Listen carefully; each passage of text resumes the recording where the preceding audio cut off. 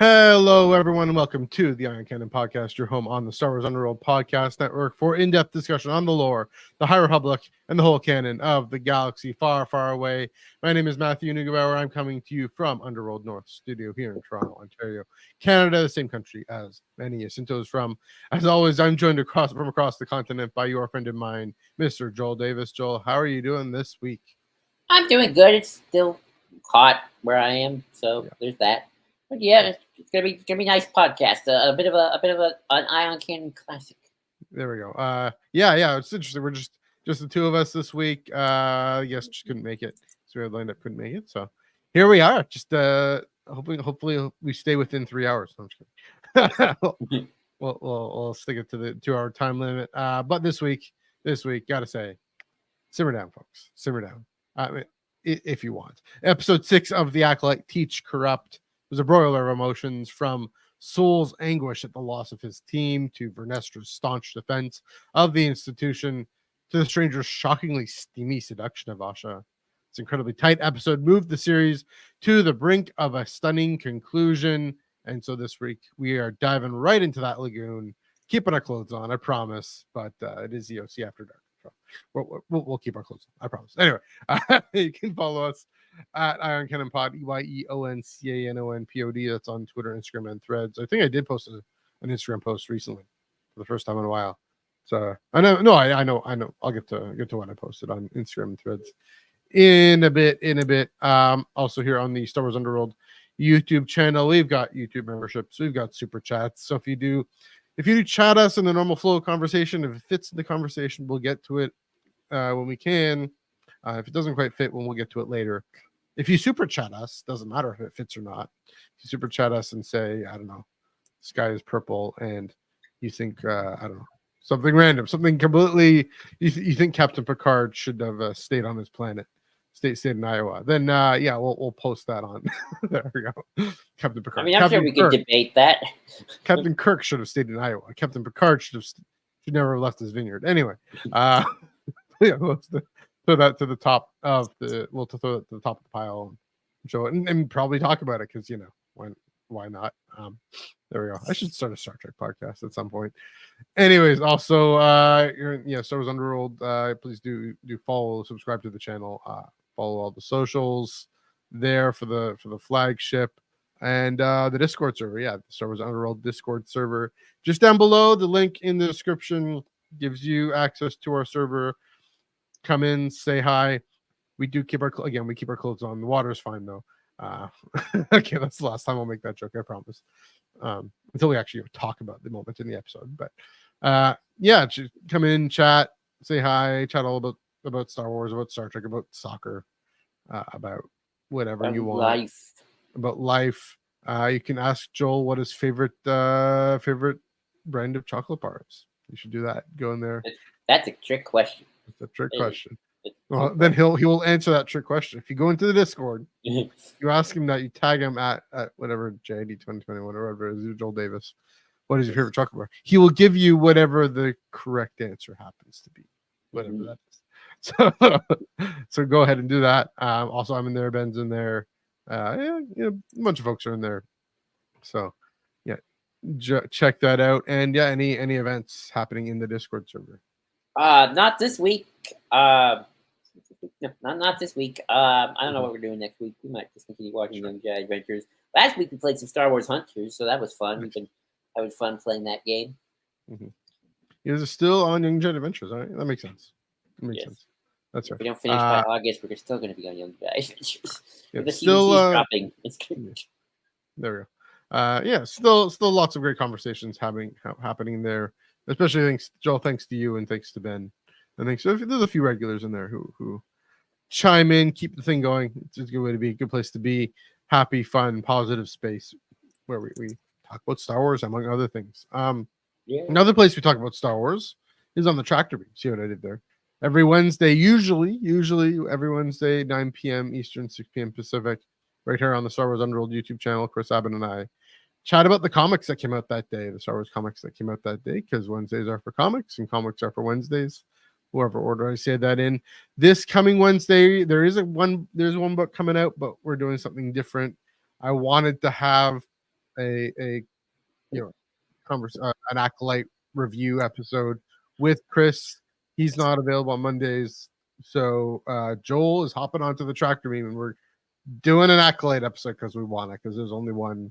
It's High Republic Adventures, which is actually kind of relevant a little bit, but we're going to push that to the week later. So Joel, Chris, and I can chat about the Acolyte episode that drops just over 24 hours. Yeah, I might, obviously I might be doing a bit of a behind the scenes thing, but I'd be very curious if you guys plan on doing anything special should Comic-Con deliver the goods on Marvel Star Wars. I hope next month. That's a good point. I'll have to talk to Chris about that. Yes. See what his plans are. Yeah, there we go. There Joel. I know him from a Discord server. Nice. There we go. That's a good way to chat. There we go. Yeah, if you want to pop in the comments and say hi, we'll do that too.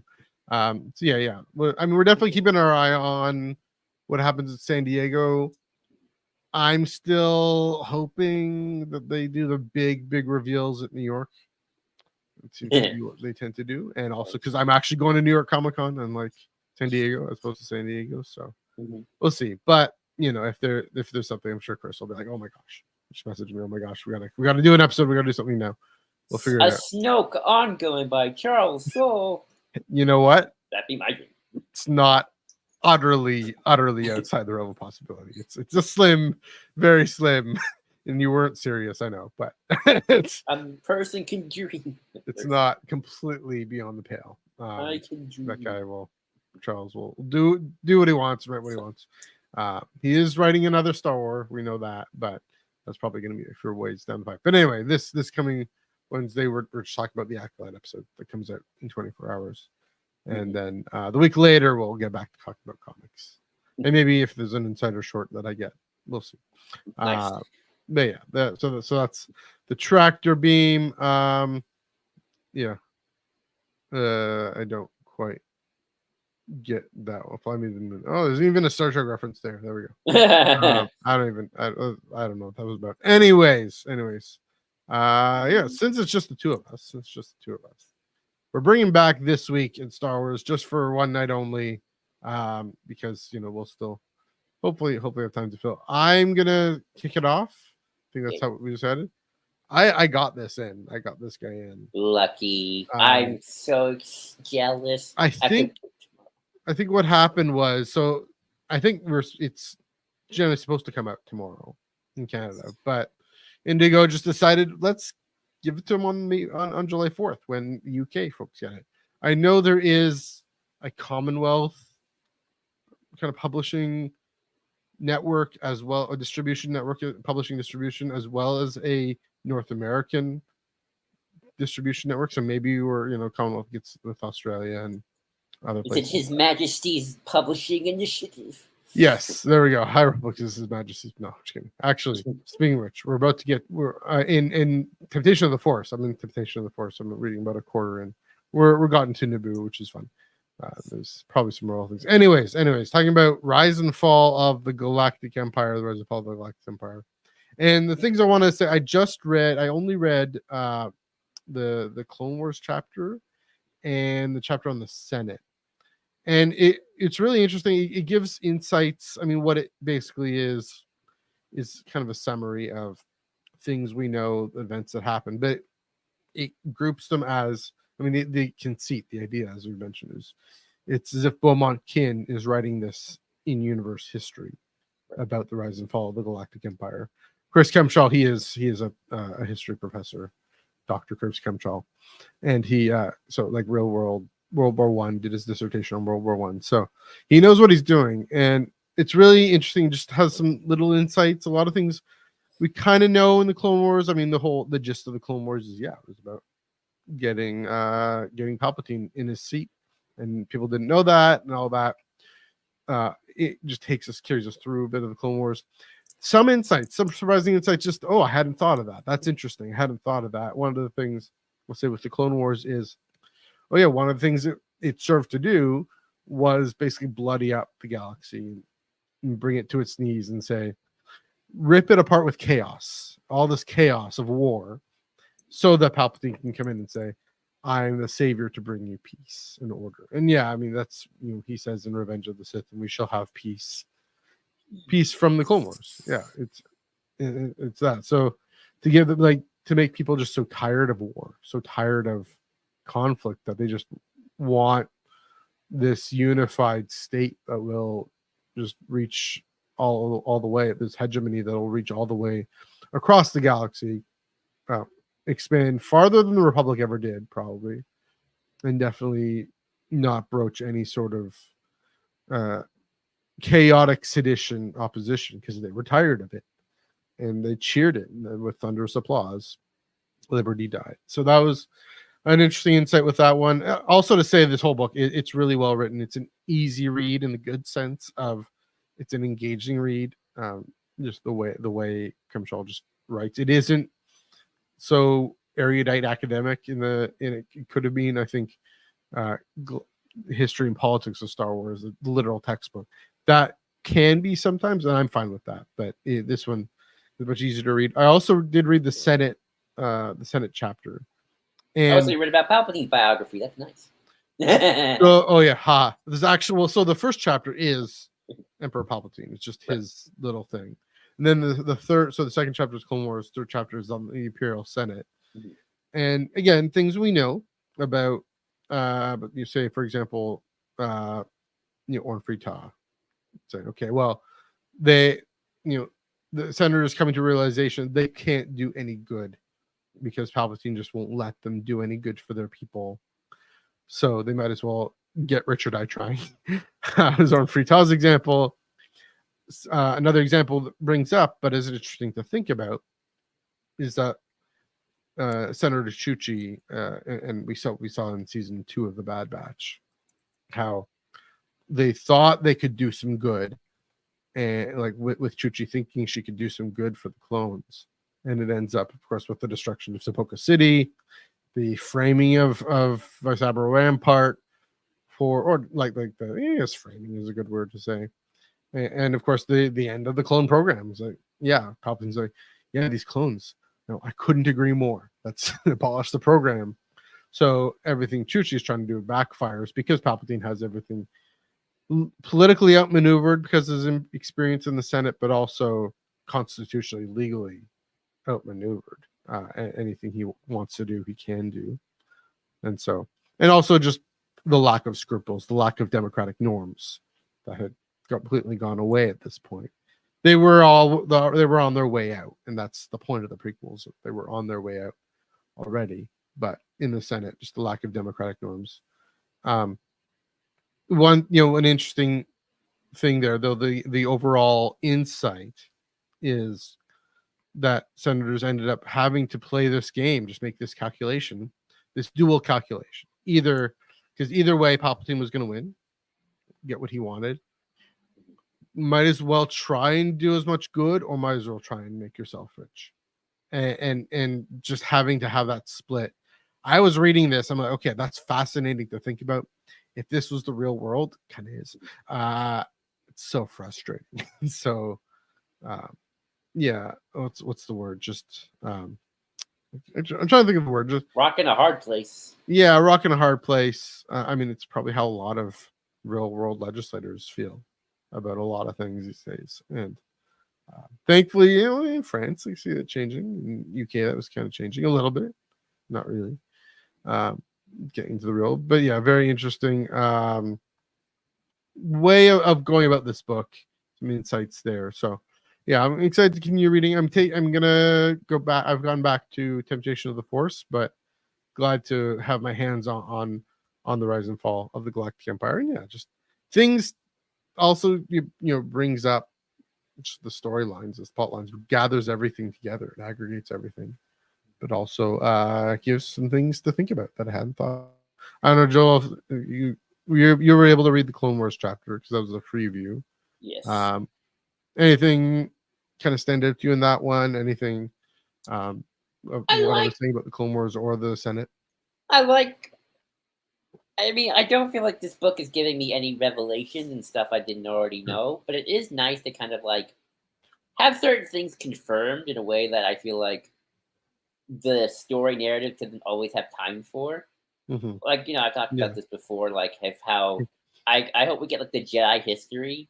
Mm-hmm. Because like I feel like the narrative of the High Republic books aren't gonna really emphasize that this is the beginning of the end. But I feel like a history could easily Yeah. do that because I think that's more the how does this story fit into the wider narrative Mm-hmm. of the Jedi? So there's that. I really liked how the book kind of says in some ways that the Clone Wars is really just part one of like this bigger conflict, which is the Clone Wars, Yeah. Galactic Civil War, and the First Order Resistance conflict.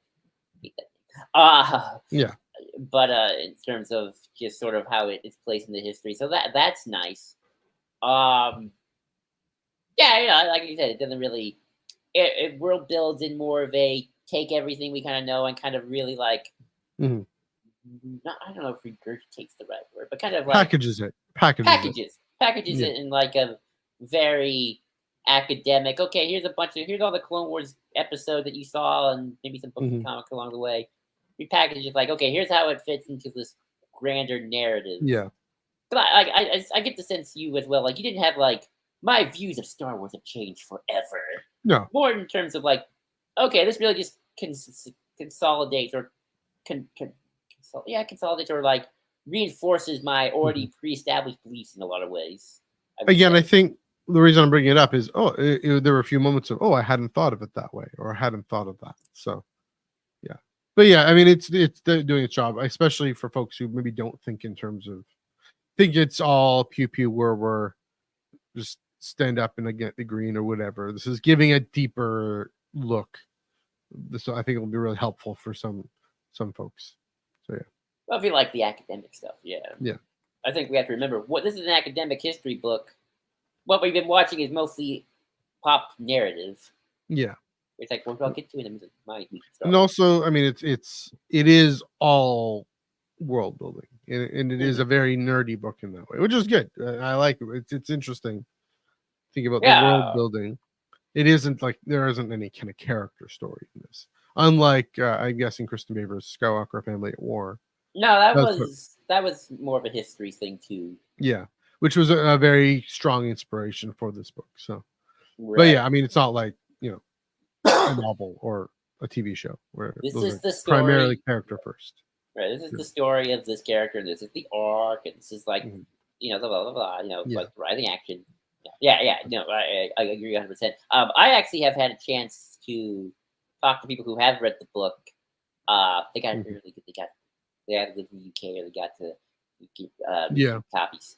And there's also I would say there's a lot of interesting stuff in here as well. I won't mention it if no one wants to hear of it, but like I'll just say there's some very interesting things that I found. Okay. Yeah. So more surprises in store is what you're getting at. More surprises and stuff like that, and a couple of clever ways to get around certain things. I'll just say. Yeah. You mentioned one of them, which was interesting, but yeah. So yeah. That's true. So my week of Star Wars. Yeah. Which kind of leads into the book itself.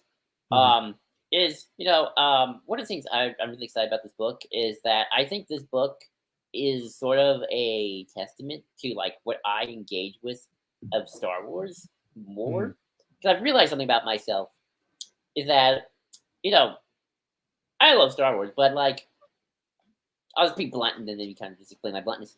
Like I don't really care about Star Wars in the sense of the medium it's being presented as. Like, I don't really care about Star Wars as quote unquote film or streaming or TV or novel. I mean, I enjoy them. I'll read them and I can talk about them for sure. I mean, we're going to talk about it this week. But I kind of enjoy Star Wars in like almost a transcendent sort of way of like, I like how the world and what each installment brings to the world. So like, I'm not really looking at Rise of Skywalker and like, this is how it works as a film. It is weirdly paced and very fast. And there are moments in the script that don't seem to really gel together, blah, blah, blah, blah. But the camera work is brilliant. Like I'm more interested, like, okay, Palpatine's come back.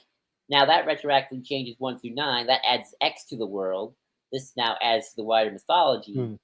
And I think like books like Rise and Fall of the Empire are very good at kind of like repackaging all that in sort of like a more tangible way of like, this is the world, this is the history.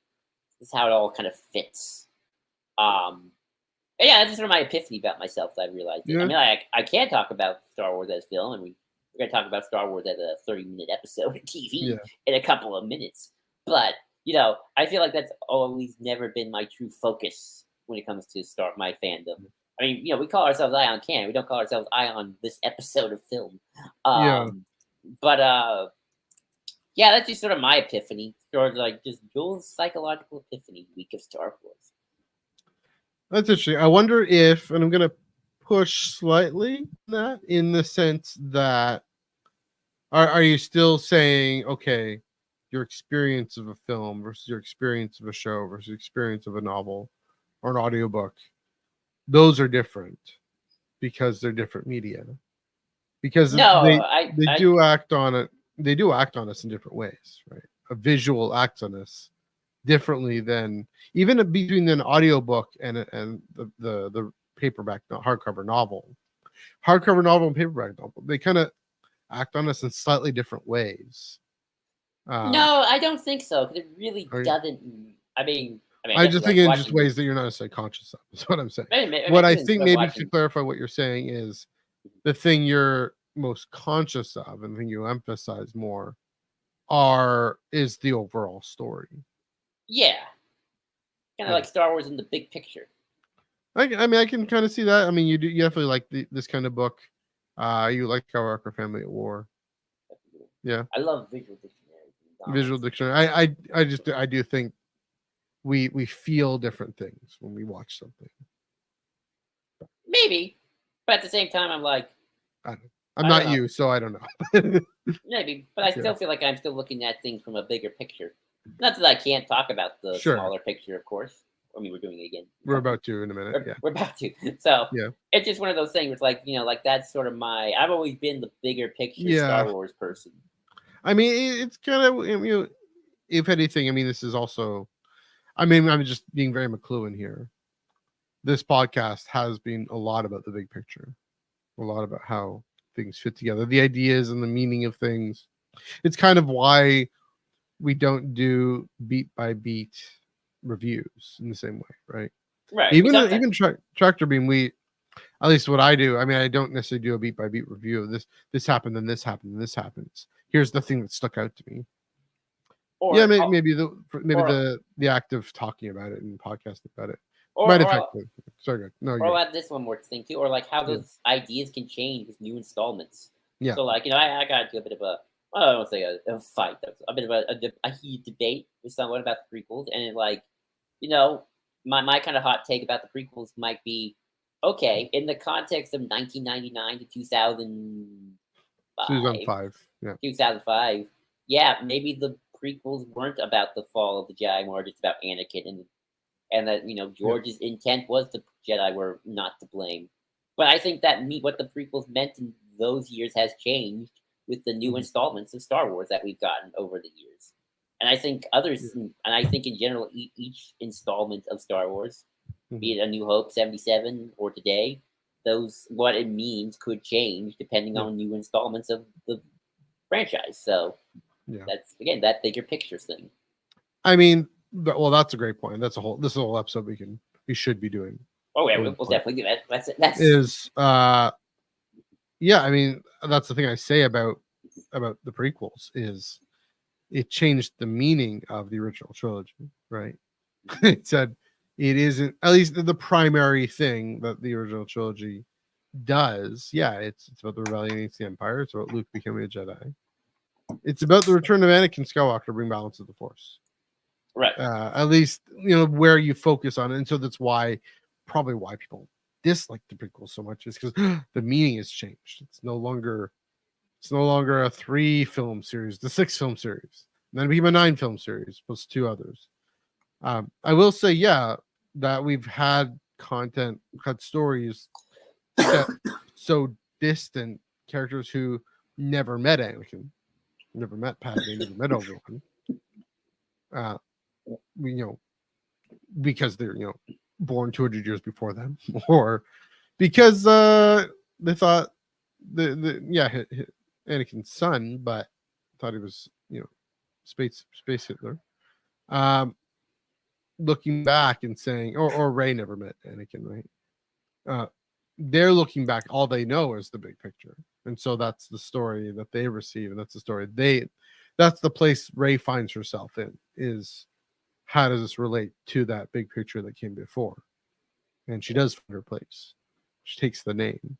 We'll see what that entails in this next film coming out in a few years, whenever that comes out, if it comes out. Yeah, and then of course we have this whole publishing initiative. That's I'm still thinking it's I mean the beginning and the end, right? You have Vern here, you have Barash here. So that really reframes an aspect of the prequels. But that's the thing with Star Wars, right? This is my last comment. Star Wars at its best always works on the personal level. I'll use this then. The personal level, the social, political level, and the cosmic level, right? And so the high ground moment, I keep bringing that up. It's the personal between Obi-Wan and Anakin. It's the political between the Empire, the rise of the Empire, and the end of the Republic and all that. And then of course the cosmic, right? The revenge of the Sith, and the galaxy going out of whack. All those things are contained within one moment, right? And so, it depends on what. I mean, maybe what we're getting is depends on what people emphasize and whatnot. So, there's that. One comment here. Interesting question here. We got a question. Does oversaturation make certain messages or themes lose their meaning? That's a good question. Repetition legitimizes. Repetition legitimizes. That's true. I mean, unless of course you're someone who thinks that too many of the Jedi or flawed stories are hampering the original meaning of the prequels, which is something I've always sort of gone back and forth on. I don't know. I don't think so personally. I don't think I can think of an example off the top of my head when that's happened. That's a good question. Yeah, very good. Very good. We'll think about that. I think my instinct is to say the opposite. Repetition legitimizes. Repetition legitimizes. That we focus on something, and we hear more stories on something, the more it becomes the main point. And so, I mean that's why I was like Mandalorian, because Underworld I'm not that interested in, not the Star Wars Underworld network, but I'm a little bit interested in it. It's interesting, but oversaturation. Well, here's a good example. In The Mandalorian, the Republic is a joke, but in Ahsoka, it's not. It's. I would say. I mean, maybe it's a little bit. I mean, Senator, what's his name? I have a better example. I think a better example. What if too many Order 66 survivor stories? Yeah, and that kind of maybe takes away the impact of Order 66 as the big. Oh my God, the Jedi have been purged. Some people have thought that. So, it's a good question. Good question. All right, hi Jesse, keep it up. I guess.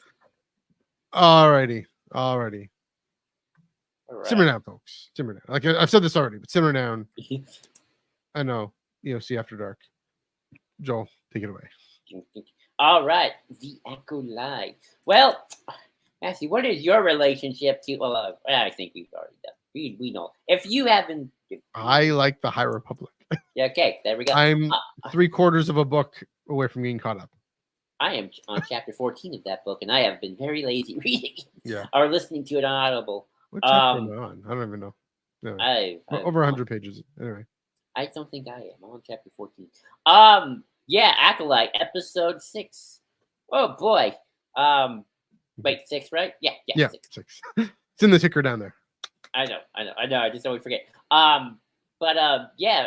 Show's ramping back up again after a little bit of a womp with episode 4. Episode 5 knocked out of the park, and I think episode 6 is continuing the trend. If 7 and 8 really can hit it, then the second half I think is really gonna make the first half all the more worth it, in my opinion. But yeah, this was quite an episode. A lot of character development. Things are moving. The By the way, just kind of a random tangent, but to the show. Have you been noticing the posters and the eclipse over the sun? No, I have not, but I believe you. Oh, because they've been releasing these posters, and each time the moon is like Yeah. eclipsing the sun, and so we finally are like, oh, now the sun is eclipsed. The moon has eclipsed the sun. A solar eclipse. Maybe. I might not be surprised. Oh my. But yeah, so we're definitely getting there. I feel like this is a bit of a still a tease because episode 7 is clearly gonna be the big reveals and stuff. And I feel like we'll definitely have a lot to say if it's a spiritual sequel to episode 3. But I really liked this episode, and I thought it was good, and it's like very tantalizing. But I guess overall thoughts on you, Matthew. What were your overall thoughts on this episode Very 6? tantalizing. Very tantalizing. See you there. It was really well cut. Like I said in the intro, really smart to organize it now that all the characters are being whittled away by the stranger. Quite literally killing them off. But you have the 3 pairs. Well, really 2 pairs, but 3. I say 3 pairs.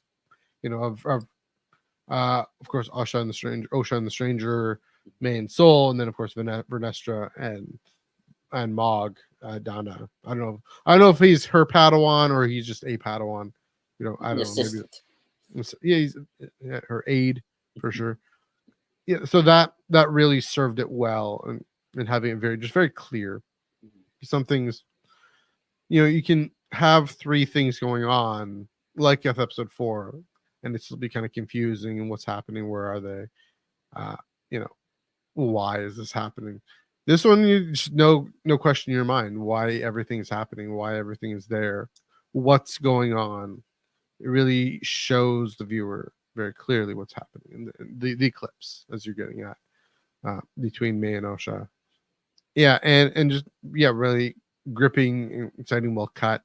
Again, Manny Jacinto being absolutely spectacular. He may well be the best actor in the show. Maybe I'm biased, Canadian bias, but he's doing just the last 2 episodes, just a bang up job. And and we'll get to it in a little bit, but surprised shockingly that they went that steamy, that far, which on screen Star Wars. I mean, there's a little bit of it, but this was the most, and we'll get into that in a bit. But definitely enjoyable one. I will say, I'll say this now. My first thought was just, why are they prolonging the reveal? That we'll get in 24 hours, but why are they prolonging it so long? The more TV. Here's to I guess is to Joel's question. This is, I guess, when we talk about Soul and May. How many times has Soul said, "Okay, I'm going to tell you, I'm going to tell you, I'm going to tell you, I'm going to tell you," and I mean that's the boy who cried wolf situation, right? It's like, okay, just maybe they shouldn't have built that into the script so much. Maybe. Then then it's kind of like, well, just tell us already. Why not? And they're just kind of makes us feel like it's needlessly delaying it. But otherwise, and this isn't this episode's fault. It's more kind of episodes 4 and 5. I mean, I would argue that's not even the episodes. I would just argue that's just the streaming model of gotta keep people watching. And it's working. That's a good point. Regardless of how you feel about for the story, it's like good for those numbers. Makes for not great. Makes for, I will say not great. It makes for okay storytelling, but so there you go. Yes, Jeff, good to see you, Jeff, first off. Secondly, great point. Yes, they have gone there in different ways in the past, and so now it comes to it's the first time they've let, I think, female desire have, no, I won't say that. It's the first time they've really gone this far. One thing I'll say this off the top too. This is the story the Raylos wish they got. A little bit. So we'll get into that in a bit. But overall, enjoyable episode, fun episode. interesting, intriguing episode. I won't say fun, intriguing episode. Definitely higher quality execution than of the series that has been mixed, has been imbalanced. This one is definitely higher execution. I think if I had to rank just the individual episodes, probably 5, 6, 3, 1 and 2 are honestly kind of the same to me. Yeah. And 4 at the bottom. Yeah. Interesting. Yeah. That's a good thing to rank them. 3 to me is still one of the best things to happen in Star Wars streaming. I think. So just for the chaos it unleashed, but might be undone in 24 hours. So we'll see. But yeah, this one. I'll say this: if episode 7 is what I think it is, I think it's gonna make I'll do it. But I also think it'll just make episode 3 even better. So yeah, let's hope. If it does its job, let's hope. So. Right. All right. Yeah. Right. Those are my overall thoughts. Yeah. Like overall thoughts. Let's so let's get to you want to do this first, so we'll do this first. In terms of the 3 storylines, we're actually gonna talk about Vernestra's storylines first. Oh boy, Vernestra, he is definitely definitely going a path I didn't suspect. No, she's not the Sith Lord. But she is definitely running. She is definitely in charge of the Jedi PR department, and maybe more. This is the first time we get a little bit of what's going on in the Senate for the first time. Some senators are usual Jedi skeptical. I mean, there's always going to be a few. I think every generation has a skeptical Jedi senator. Yeah. That's going to be something to probably always deal with.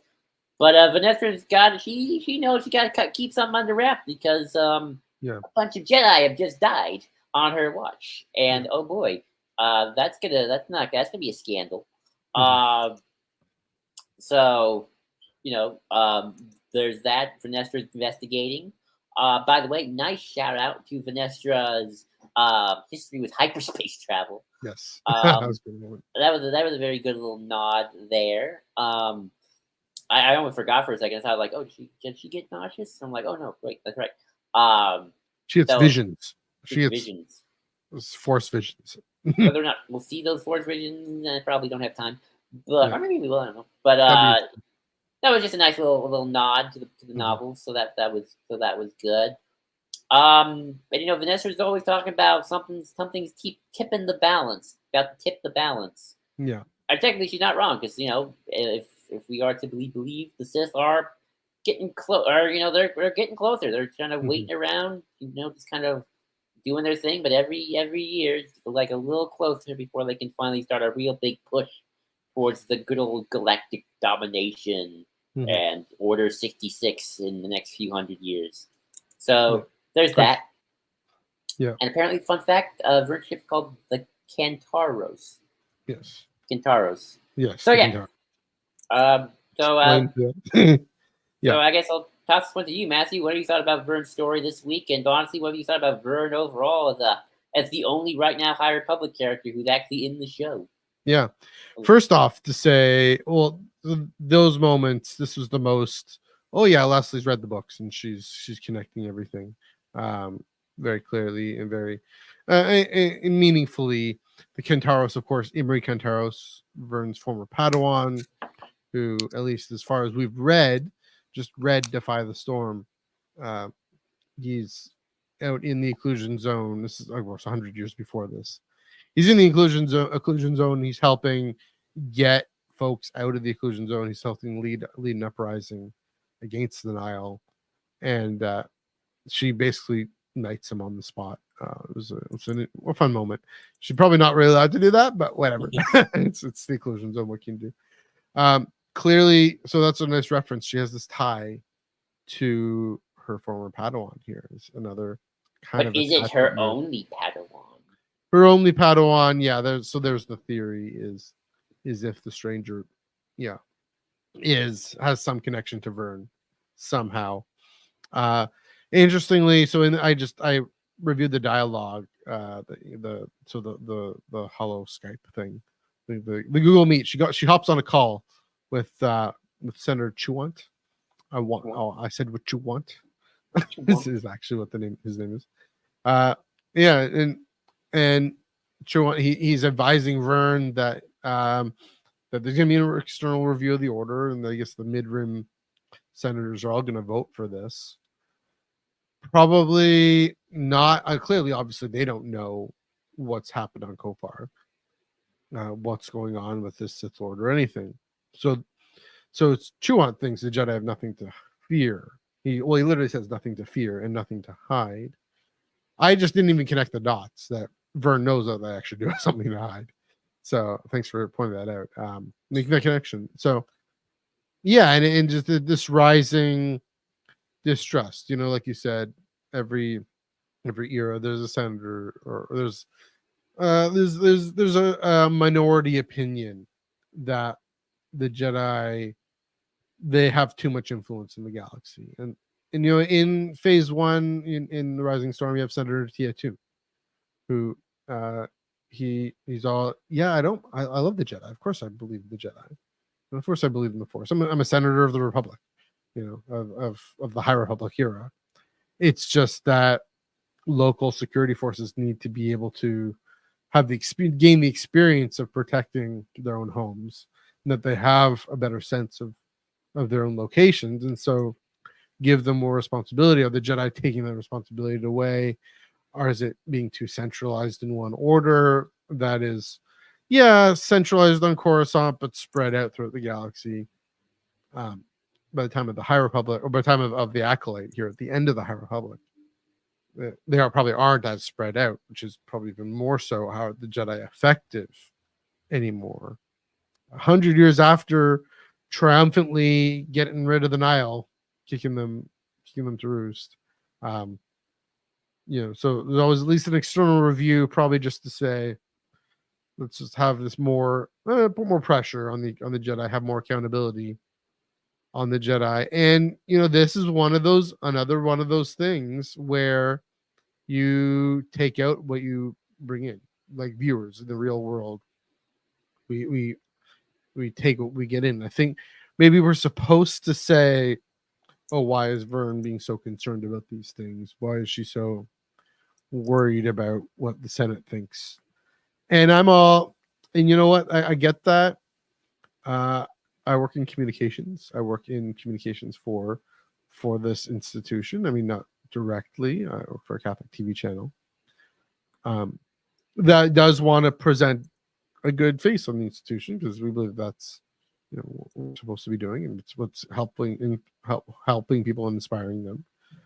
And not a non-critical view, but still putting the best foot forward. And I know folks who do work in comms for institutions, it's not necessarily, I don't think it's necessarily as corrupting of a thing as people maybe are making it to be.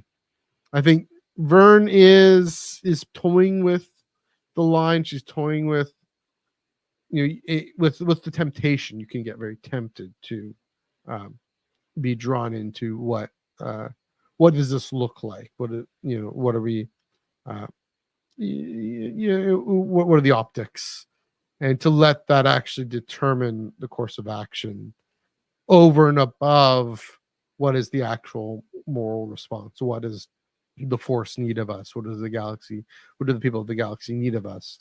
But on the other side, if you're still motivated by primarily what the Force needs of us and what the galaxy needs of us, then you need to do a good job of making sure that gets communicated, making sure people know and aware that this is what we're on about. This is what our mission is. And so if there are misconceptions or challenged conceptions, at least Jedi died. But they don't know that. Like I'm just saying what Vern's job is here. You know what I mean? And Jedi died. Are they guilty of that? Are they guilty of their deaths? Or is it even more a reason to say, okay, let's support the Jedi here? Right? It's the rise of the dark side. So, public opinion can't be the be all and end all. I want to give Vern for at least for another 24 hours or whatever the benefit of the doubt and say, because she's still trying to manage the fact that public opinion does matter. And because, say you're doing, well, that's just it, right? I mean, this is the story we get. What we talked about with the Jedi, right? Like I said, with the Clone Wars, bludgeoned the galaxy. Public opinion completely eliminated any sense of, the Jedi completely lost the story, lost the narrative. Well, remember though, Matthew, I think that's something you got to remember, that the Jedi aren't a religion; they're a paramilitary organization. Sure, they're space cops; they're not just priests. Well, either both, but I mean, that's just it. Is if even police, even military. I mean, that's a little edgier. It's true, especially in the last few years.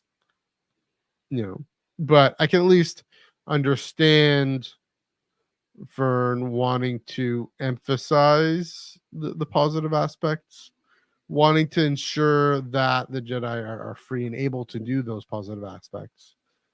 Yeah, I do hear your point. Is maybe the story we're getting is this other thing of, okay, they're also, maybe the reason they do end up being so enmeshed in the Senate is because they play this game of this PR game, and they let the PR game define what they do and what they end up choosing to do. Again, like, I'm with you in the sense that that's not even the story of the of the late Republic, because I think they're caught in an impossible situation by their great enemy, the Sith, and so what can you do? But yeah, there's an interesting discussion to have about whether or not the Jedi should even be part of the Republic in the first place. Right, and that even comes up in Temptation of the Force. There's a moment of, the Jedi work with the Republic. They're part of Republic society, but would have been better. I mean, that's the problem. This is a hegemony, effectively. Although, it's interesting to see the Jedi in the occlusion zone. Yeah, it's still in reference to the Republic and getting into the Republic, but they're operating against the Nihil. It'd be interesting to see if there was another society in which they could be operating with. I mean, that's something what's interesting about Jedi, right? Or go independent. Yeah, or go independent. Yeah, I mean, I would like to see a story where that was the case. It just institutionally, that this is the situation Vern is in. I see the point being, it's the question, it's a fair question. Is she taking PR too seriously? She is calling some of the shots with Soul. Is she taking PR too seriously? But also, public opinion, it matters. Let's not forget that fact. Yeah, I mean, how would people think if 5 Jedi died? It's like, what the heck happened? Right. Jedi are kind of seen as invincible, and right. That's another part of it. Yeah. We don't know what the story of the Jedi were before that. After, have no Jedi really died in masses for a while? There was no massive car crash or bus crash, and obviously they didn't die in a bus crash. Someone killed them. Actual, it's sort of that's a lot different than 10 Jedi were in a bus one day and then. It's an individual killed a Jedi. It's as much as it's a hubris to say no one can kill a Jedi. Not true, but it's very hard. And if someone can do it, then that means others can do it. And it's hello. It would alter the perception. I agree. If this got out and say, okay, are the Jedi? I mean, that's the thing with the Nihil risked, and that was kind of the point with Markian's whole point here is to demolish the perception that the Jedi could be the guardians of peace and justice in the galaxy. That they have none. The Republic has no guardians of peace and justice in the Republic. Or the Republic has no guardians of peace and justice. It's just the Nihil going in and taking what they want. And it would alter the perception. And so is Vern gonna think lying is an acceptable course of action, or a cover-up is an acceptable course of action? To prevent panic, but also to prevent the sense of, the Jedi can go in and take care of business. I can see where that's going. I'm just saying, let's not forget that, she still has a job to do. Try not to upset her. I mean, it wouldn't be the first time. I mean, the Jedi covered up the origin of the clones when they found out. If they did, like public opinion of the war would just drop. With like, oh yeah, Count Dooku gave us the clone army. Yeah. Like, oh shit. So the habit's built in there at least. Yeah. Yes, very much so. On Interesting that. stuff. Interesting stuff. I do furry though that it's like, oh, is Soul going to be a scapegoat for all this? Like, Jedi Master gone mad. Although I guess I don't know how that's any better than a Sith Lord killed him. So, like, that's almost worse, right? That's almost worse. Like, oh, well, that is worse. Yeah, one of you guys can go crazy. That's not good. I think Vern is smarter than that. Right. Yeah. We got to see the light whip too. That was awesome. Yeah. Probably the only time we see it. I said again, and yet another little nod to the books, right? Yeah, that was nice. Yeah. It's in Defy the Storm. Shabrik said in Defy the Storm. No, I mean, it's not like the only time I'm going to see it in the show. I think. Yeah, probably. I didn't mean in the story itself. I think we'll see plenty of time in the books. Is that all you got to say for Vernestra? Yeah, for now. We'll see. I'll think one more. I just, again, also thinking, like Kintaros, or connection to different Padawans. If the stranger is something, could be Imri. You never know, right? Like, just could be. Why not? But probably not. Probably a second Padawan or something.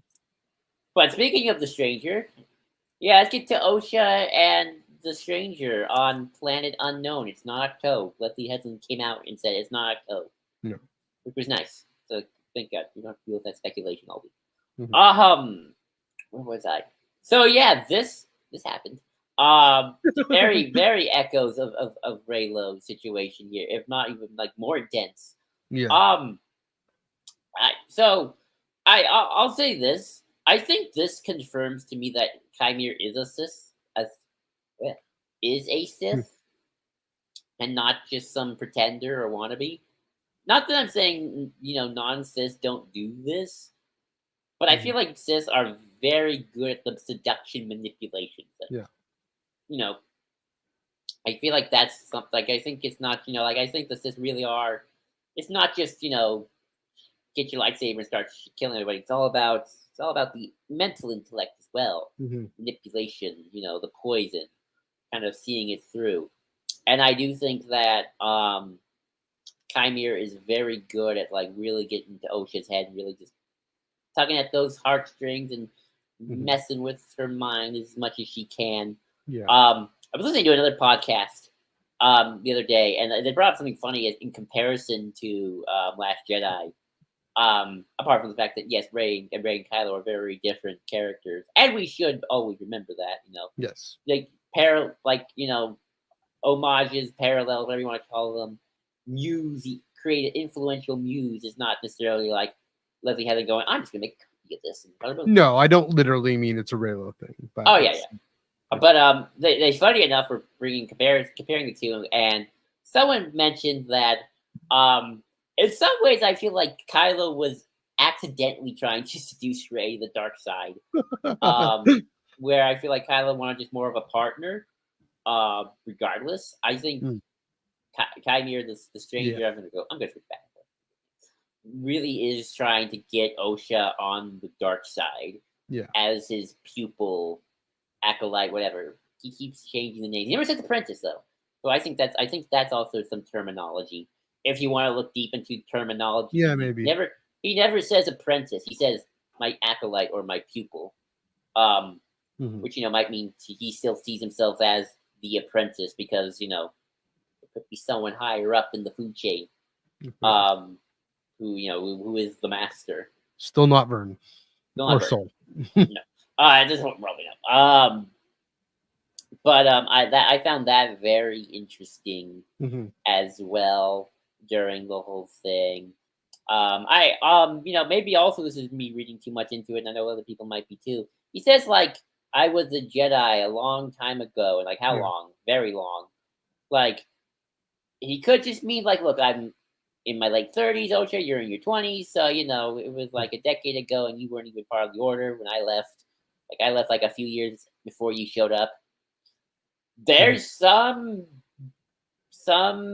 maybe more wild theories out there that he knows like life draining thing. He's vampiring, keeping himself younger through some dark side means. Yeah. Yeah, that's a more of a wild guess, but that's if you want to look deeper into that, that's something to think about as well. And I think what was interesting is he what he goes like, what do you want? And he goes like, can you hear the stranger goes, I want the power of 2. So I want to talk about that a little bit as well, because that brings up two things. Again, I was listening to this podcast and they brought up an interesting point. Obviously, it brings up power of 2, the witches, the power of 2, the power of many, or Manny in this case. Ha ha. Hold on. But and I don't know if Lizzie's tapping into this or not. I kind of hope she is, it being sequel trilogy stuff. But the dyad in the Force, the power of life itself. Yeah. They brought up an interesting line of dialogue from that moment in Rise of Skywalker. Which podcast is this, by the way? Just give credit where credit's due. Oh yeah, this is the Sky Talkers podcast. Oh, Sky Talkers. Okay. Yeah, Sky Talkers podcast. Thank you. Hello, Sky Talkers, if you're listening. Go listen to them as well. They're great. Where the dyad and the Emperor's about to drain both of them. Palpatine says, "The power of 2 restores the one true Emperor." Obviously, I doubt that Rise of Skywalker had this to do with the Acolyte at the time, but I do wonder if Leslie Headland's going to look at that and go like, I should expand on that. And could be not, but I do find it interesting. He get the power of 2, the rule of 2, the witches 2, lots of 2s, Two-Face. The coin flip. So yeah. But also, I also found it interesting. I have a lot to say about this part, so sorry. Yeah. It's very Sithy. I know. It's very, I also do think it's interesting, but I do think I would not be shocked if for a while Chimeras had his eye on Osha for a while. In terms of wanting her as a whatever, a pupil, acolyte, whatever. Because I like how he says, May wanted something different. May wanted just revenge. You want something more, and I think in some ways that is a interesting thing for like a pupil. And I think in like the sissy, twisted, I need to pass on my legacy, even though part of me never wants to die. Aspect that is also a good thing because I do think, yeah, sure, revenge is all great, but it's sort of like that's just once you killed all the people you kill, like very one-track mind. I think Chimera can see in Osha someone who doesn't have a one-track mind compared to May, who has a very one-track mind on this one thing. Osha has always, and kind of thinking about it, I'm not saying Osha wanting to leave Osha kind of did want to selfishly leave the witches coming for the Jedi Order in some way. So, I mean, kind of weird to say that because, it's the Jedi. We love the Jedi. Who wouldn't want to be Jedi? But she's like, yeah, okay, goodbye, May. I don't really care about our sisterly bond. I'm out of here. And it means there's both some selfishness of May wanted to keep Osha, but Osha was also like, okay, goodbye. I want to go just join the Jedi Order. Why not? Let's go. So there is kind of that interesting thing as well, and kind of seeing Osha does have darkness in her. As we see with what's at the end when she puts on the helmet, it's kind of indicator there. And she's definitely hiding it as well. But yeah, overall, this kind of really is starting to make me think again. Are we going to see by the end these sisters switch? If the eclipse is sort of the posters of the eclipse, sun, moon, I guess moon, Osha, May, eclipse. We're meeting in the middle right now. But then look on the other side. Sun's over here, moon's over here. What does that mean? That's me reading too much into a poster. But yeah, that's all my rambly thoughts. I don't have anything cohesive. What are your thoughts on this entire thing? We got a bunch of things. I mean, first of all, it defines that'll be what I think that, especially the moment with the lightsaber throbbing, and I think Din was pointing out to us that the it was from New Rock Stars. The audio, the underlying audio was like a Harlequin romance. Like the little lightsaber throbbed, and she takes a peek when he comes out of the water, and just all these little, like Jeff was saying before, commenting before, it was really fascinating to see, like with Rey, see female desire be portrayed this way, which we see it with Leia in Empire a little bit. We see it with Padme. Written by a woman, which is nice. Yeah, written by a woman, so that, that's makes it gives that. I mean, makes it realistic at all. Unlike with George, which we love George, but he needed help from Marsha, and he needed help from Carrie, and to understand what's happening. So yeah, just really pushing the envelope for good reason, in a way that serves the story, right? The sexuality here really, like, serving this seduction to the dark side, by with the stranger saying these things of, it wasn't Soul's power, it was your power. You have that power. Like Luke's line, you have that power too, but in a way that's, I think we're supposed to feel a little ambiguous about it, I think, but also remember, no, he just massacred a bunch of Jedi. he called Jecki an it, right? This isn't someone we're supposed to trust, but I think we're feeling, and probably those who like men, probably even more, feeling this sense of, oh, this is intriguing, I'm curious, I'm interested. That's my guess. I don't know, but to for them to go there, and tip of the hat for them to go there with the risky move. Not really that risky in 2024, but that it was about time. We got Wiki Leia in 1983, so might as well. Probably an upgrade in a lot of ways. Yeah, and so that, as it is a little unfortunate that it's being used to seduce someone to evil. It'd be good if we can get a story where it's not, but that's coming, I'm sure. Yeah, and it's really effective. Again, Manny Jacinto really, the stranger really trying to empower Osha and say, I think you sent me a blurb, or you posted it in the Discord. Yeah, about how she looked as an 8-year-old, she looks to the Jedi as her source of independence and empowerment, and for some reason she left. And you have this question here: why did she fail? Why did she feel like she failed? For some reason she left the Order. Maybe apparently because she was grieving, couldn't handle it. Maybe because what she really wants is independence, and the stranger is going to promise that independence, is going to promise that sense of, I have this power within me. And this again comes back to why episode 3 is so brilliant. It's, I have this power within me. Is it to actually strengthen everybody and build up the galaxy and protect the vulnerable? Or am I always perpetually the victim and vulnerable? The Jedi don't think I should exist, and so I can just go and do and kill whoever I want, to do whatever I want. And that it's still continuing to play with that. And it went there explicitly, right? I think when it was on the flagship, I was kind of implying a bit about gender politics and orientation politics and whatnot. And again, this is Leslie. Hopefully, I'm doing this being respectful about this and sensitive about this. But Leslie, being a queer woman, saying these things, and so I wonder if she's speaking to her community a little bit, and doing the PR of saying, yeah, they have a responsibility to seek the welfare of society as a whole, and are younger folks doing that well enough?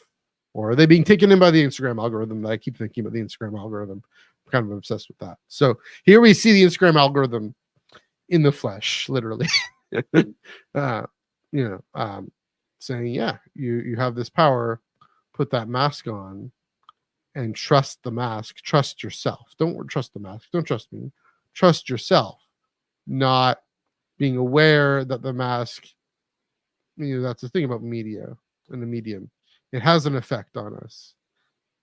The way the way something is presented to us in things that appeal to our sense of truthfulness and integrity, even if they aren't, or alarm or fear or shock, to say this horrible thing happened, the more intensely it's presented, the more likely we'll believe it. And so I think that's partly what's about to happen here in the next episode. Is she's going to be presented with a version of the story. It might not even be a version. It might be just the truth. Yeah, but my point is she's going to be presented with it for the purpose of, like, it's not neutral. It's not simply displaying. It's for the purpose of taking her down the path to the dark side even further. So yeah, definitely the eclipse. I mean, that's pretty clear. Again, I wonder if on rewatch, on binge watch, this will feel less abrupt. The switch. It feels with Osha, it feels clearer. It feels more I don't want to say believable. I'm tracking with it more than with May. I'll say that, than May, especially in episode 4. With Osha in episode 5, I'm definitely tracking with it more. In episode 6 especially. There's that.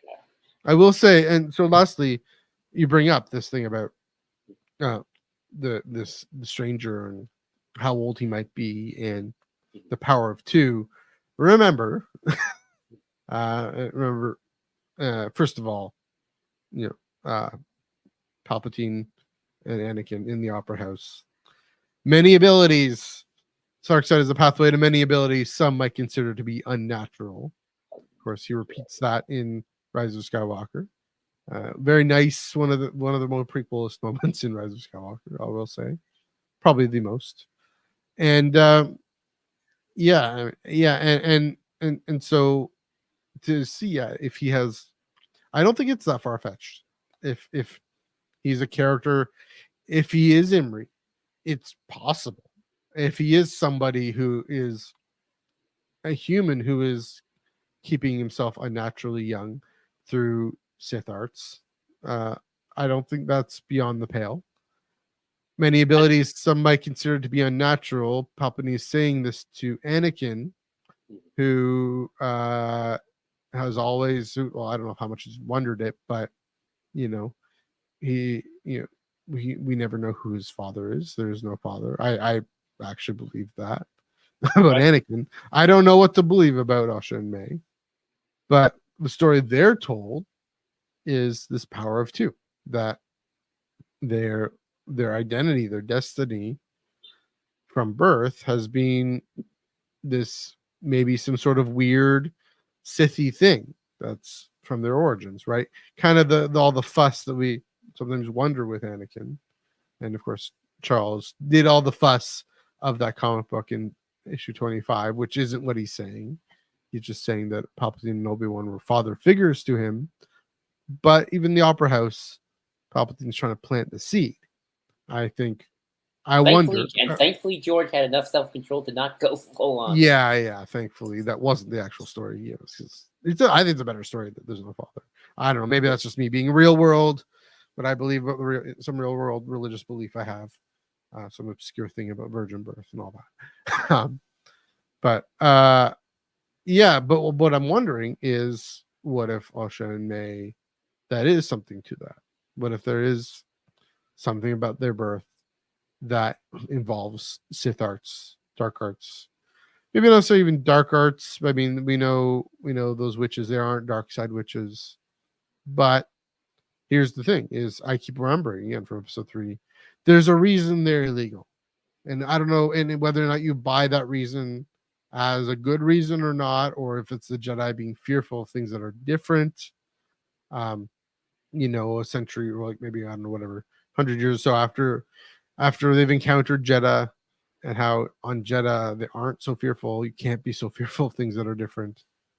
And I do think, Leslie, I mean, 250 years after the Battle of Jeddah, I think Leslie at least is aware of what Jeddah should represent, namely the ability for Jedi and the requirement for Jedi to coexist with different Force beliefs, as long as they're building up the galaxy and not serving the dark side. You know, I don't know, so, man. I mean, I had an interesting conversation last week of like, Yeah. should the Sith even be illegal? I mean, it's kind of sketchy when it's like, sure, in principle we can say, oh, Sith are evil, but it's like if you start banning real world religions, Sure.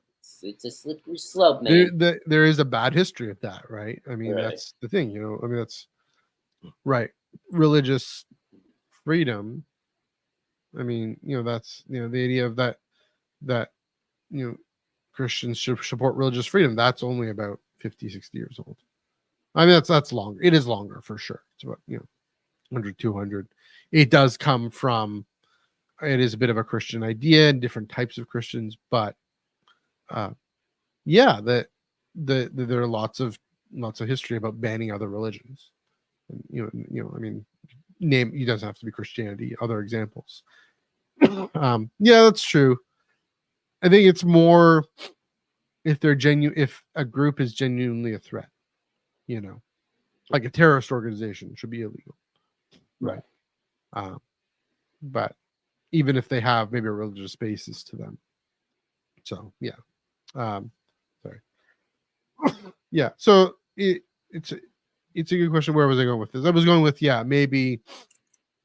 There's a reason. Yeah, there's a reason these witches are illegal. We don't know what it is. It might have to do with, but if it is a good reason, then what if?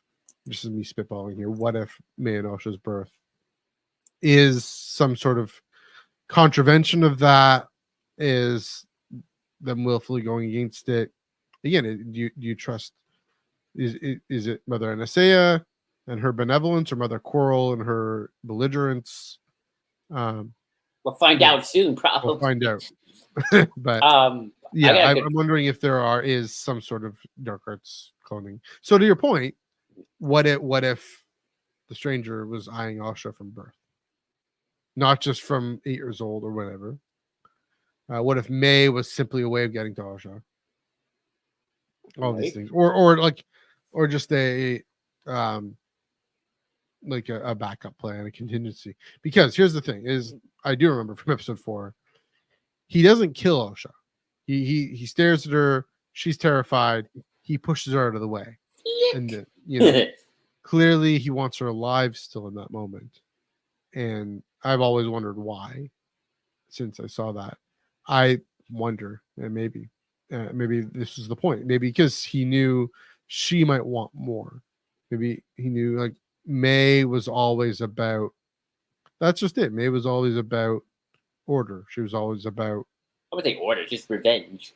No, I mean when she was a kid, like she was all about this is what we're trained as. This is what we're told to be. We're destined to be. I think it's more familiarity, order. I would say familiarity, sure. Like the collective. I think the stranger would call her being sheeple, frankly, and say, "Okay, here's this challenge. You'll kill these Jedi, and with one of them, don't use a weapon, and see if you can figure it out. See if you can do it." Knowing she couldn't, and so he intervenes, kills Kalnaka.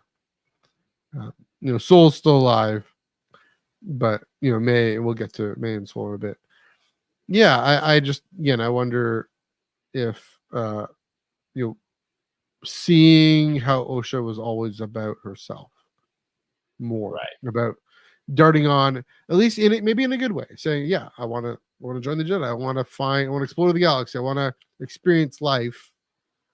That's the thing. That's the thing about evil. here's a wider point. Let me bring this up a little bit. Evil can only take things that are good and corrupt them, and we're seeing that. We're seeing Osha's good desires. She takes a peek, looks down. Well, that's Palpatine for you. Yeah, that's what I was saying with the Senate, right? Senator Chuchi and all that, right? But Osha has the right kind of for the stranger's perspective, for the Sith's perspective. Osha has the right kind of good motivations for experiencing life, exploring the galaxy, shirking the expectations of others. They claim that she has to derive her power from her coven. Of course, May is all about deriving her power from her coven. Say, no, the Sith, one holds power, the other craves it. And I want someone actually to raise up to crave power for herself. And that can be a powerful tool until she is strong enough to defeat me. Right. That's the power of two, the rule of two. Right. And that's another thing why I'm always not sure about if the witches are dark side. Because the witches are very communal, right? It's the power of many. They are the one. They are all. While the Sith are about me, myself, one person, one Sith Lord, all hail. Where the witches are like, more witches. We can move a mountain with 20 of us. Let's go. Yeah. And the Jedi, we were all the Republic. Oh, yeah. Ideally. I got some comments here that I wanted to go over. Yeah, go for it. This is from other Joel from the Discord. I can't recall if Joel probably hates the Knights of Ren theory. I don't. But is that also likely? You got to end the show with more exploration, expression potential. Is that marketable? A little. I mean, I don't hate the Knights. What is the Knights of Ren theory? That he's like going to be like the founder of the Knights of Ren. Okay. I don't hate it, but I just at this point I am unsure to lean towards. I don't think that's going to happen. I don't know. I really do think that this is a Sith-centric Sith-centric thing. I mean, it's possible that he could, Chimera lives and then goes off to found the Knights of Ren, his own dark side ideology. I'm not seeing it right now personally myself, but I don't hate it. It just Yeah. I mean, if anything, first to go back to the Knights of Ren thing, if anything, it might be a bit more like Maul, if he doesn't become the Sith Lord, or if he doesn't die, by the end. So goes off and does his own thing. But it seems, I think, frankly, now, like I'm reversing my whole cold take. Like he said Sith. It just seems most likely that this is what you were speculating. That this is the Bane plan. Get to its final stage, final push. Right. I mean, it'd be disappointing if it wasn't at this point, frankly. No, I think it would be too. I mean, we don't know how the show really will end. We got 2 more episodes. Like the show would feel almost. I'd almost wonder, and this might be not the best reaction, but if it isn't the Bane plan getting in action, then the show might feel too small. Be like, what's the point? Why are we getting this show? Maybe. There are other reasons. There are other reasons, like an exploration of darkness and interesting characters, an interesting picture of the Jedi at the time, and interesting characters, a fascinating character story. But yeah, maybe to what we've been saying. I'll counter with the wider story. I'll counter with this at least a little bit, that the Bane plan is not this concrete thing. The Bane plan is just really anything at this point. It's not like, and even in Legends, the Sith were kind of always doing their own weird little experiments or kind of doing their own thing most of the time anyway. It's not like they had Darth Bane sat down for a year and wrote down every day, we will do this. And this is all part of this 150-step plan to destroy the Jedi. More like, Darth Whatsits and Darth Who's-its and 200 BBY were mostly just sitting around, maybe kidnapping people and doing weird experiments most of their time. And then, it's like, that's part of the plan. It's not, it's not till we get to Plagueis where they're like, okay, society's crumbled enough. We can probably start really pinching it hard. And then Palpatine, by the time Palpatine gets the chance, it's like, okay, I'm ready. We're like, I'm in the good position now. I'm going to take it. We're going to finally, it's time to let's really get into high gear. Yeah. So, I'll say that the Bane plan is not this really complicated thing as I think some of us might think. I know. I'm not saying that. I'm saying at least. I hope he just is? I hope yes. If he's part of the Bane lineage in the Rule of Two. Again, if I'm wrong, okay, I'll be like, okay, great character story, great snapshot of the Jedi at this time. But yeah, I think people will be disappointed. But well, I mean, it's maybe not the best fandom. I don't know. So we'll see. I mean, I guess we can get to this in terms of like where to get that scar. You want to know how to get these scars? It's like I know we all like to think it was Vernestra because it had a very whip-like back thing. And we see it right after we see the light whip, I think, or shortly after. We might. But he definitely says somebody tossed him out. Is he talking about his Jedi master? I don't think it's Emery, by the way. I just think Vernestra's 100 years old. She can have multiple Padawans. Qui-Gon had probably, many older masters probably had multiple Padawans. Mm-hmm. So it's not like it's not like you just have with one Padawan. That's it. You're done. But was it his Jedi master who tossed him out, or did Darth Master Lord whoever it is, Tenebrous, new person, new guy, new gal, non-binary, just did they toss Chimera out like, hey, Chimera, you're not really living up to the Sith thing. You gotta go. So bye-byes, and he thought he was dead, and then it's like, oh nope, actually he lived. Oh shoot, now we gotta go kill him for real. He neither confirms nor denies, right? Right. Osha says, not me. Osha says, "Oh, you're a Jedi Master." He doesn't deny it because all he cares about is seducing her to the dark side. So it's a useful story, but yeah, it could be anyone, and it seems more of a Sithy thing to do. I mean, I guess so. I mean, it also depends, if this thing gets a sequel too. I kind of hope it does now, though, because it does kind of have a very small scale thing in terms of what are the implications to the wider galaxy. And we'll probably talk about this after this series is over. Not every show is going to need to do this. No. I am mentally prepared myself for Skeleton Crew to not have anything to do with the wider story of the Mandoverse or that era, and just be kids on a spaceship, and it's going to be cute and scary. Ta-da! Right? That I'm mentally prepared for that to happen. This show, again, depends on if we get to season 2, and I do kind of hope maybe the next 2 episodes, maybe kind of just say, even if in small ways, okay, this is how this story sort of factored into the wider narrative of Star Wars. Yeah. For especially if this is kind of an episode 0 type thing in spirit. And hopefully if we get to season 2, then the show then has even more chance to go further into that, which I would hope so. Mm-hmm. But yeah, do you have anything more to say about Osha and the Stranger? Do we want to talk about the planet a little bit? Oh yeah. So this is more of a fan theory than anything else.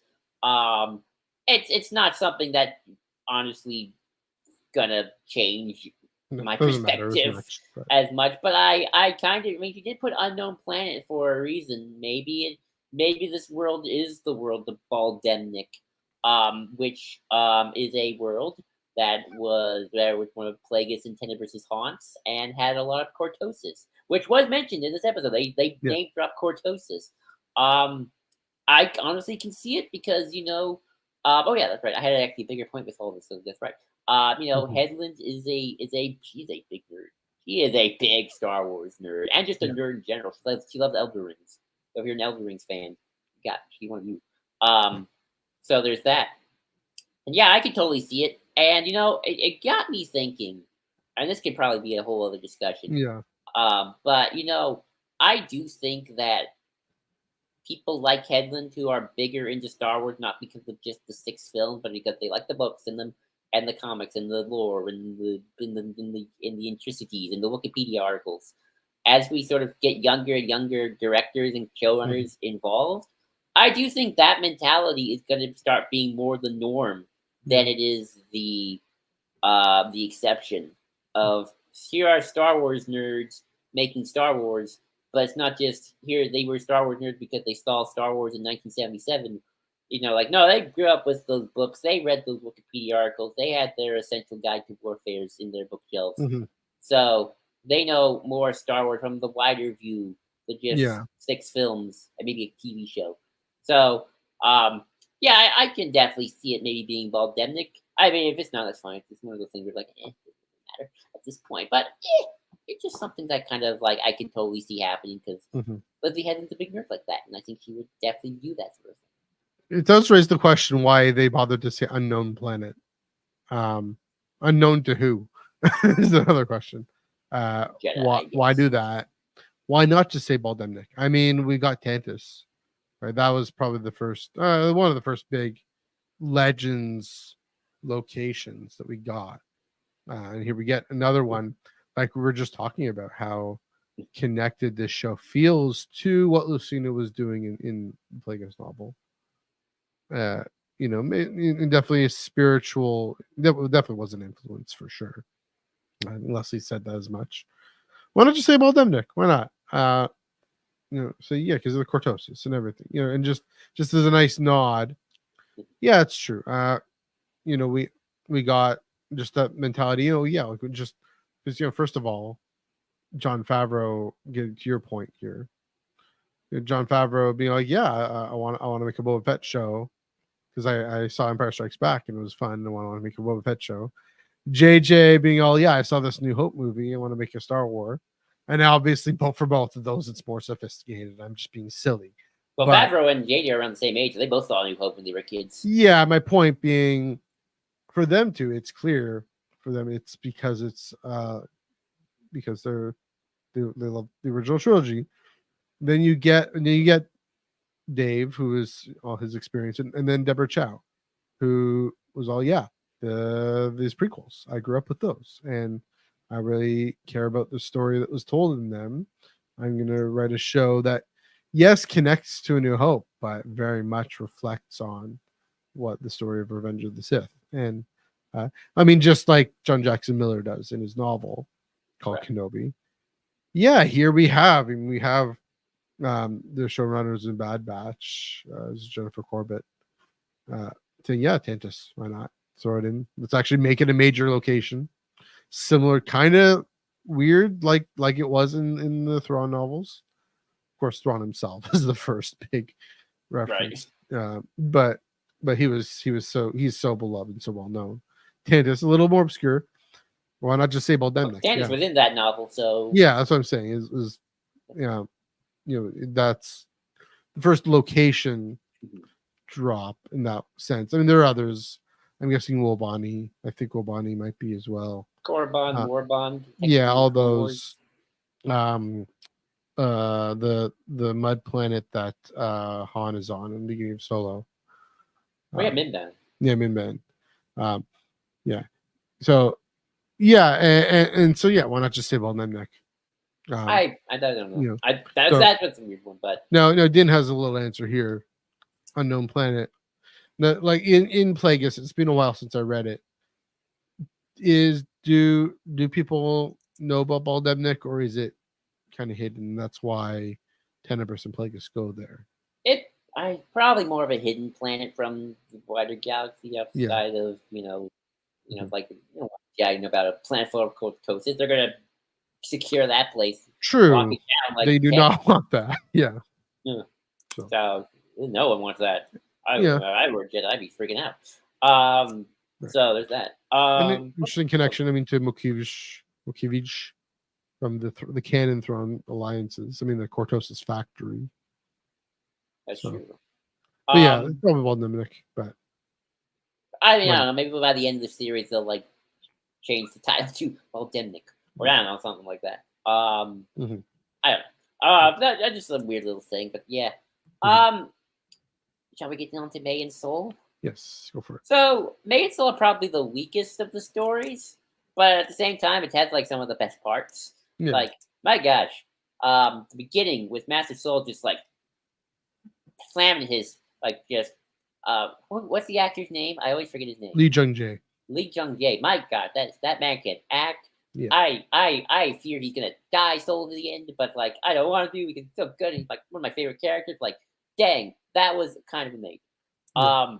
Like just so raw and emotional, and it also kind of got me thinking about something. I I thought about where, you know, I think it would legit be hard to have um, a perfect Jedi as your main character, because at least in the George Lucas sense of what a perfect Jedi should be, because they're kind of stoic and they're kind of just, like you wouldn't see a moment like that. It's like, oh, well, they're one with the Force. Yeah. It's like they let dang, they're kind of, I don't want to say they're perfect, but they're certainly, they have Zen.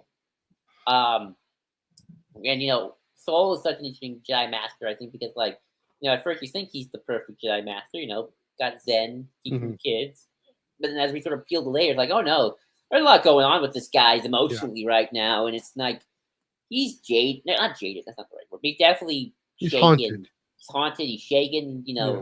He's his mind is kind of all over the place right now. And it's sort of like he is. He's cracking a little bit. He's cracking a little bit there. So, even in the final scene, like I'm not saying Soul's secretly evil or anything like that, but there's definitely he's in the shadows. He's trying to just looking at May waiting to wake up. It's a little creepy. It's a little scary. So just great moments with Soul all around. The moments with him talking to May thinking he's Osha. It's like it's like how Osha treats the droids. Like you love him, you take care of him. You can feel the anguish in Soul's voice when he says those things. Quite powerful moments there. The stuff with Basil was cute. I kind of like seeing May kind of get a little. That was funny. I kind of like see her just struggle a little bit. Like, okay, you can't do that. Just like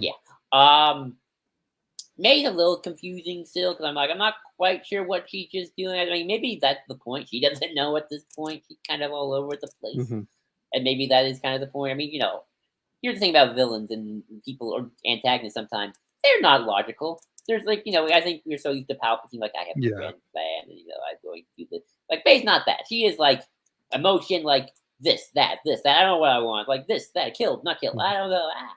And she kind of still all over the place.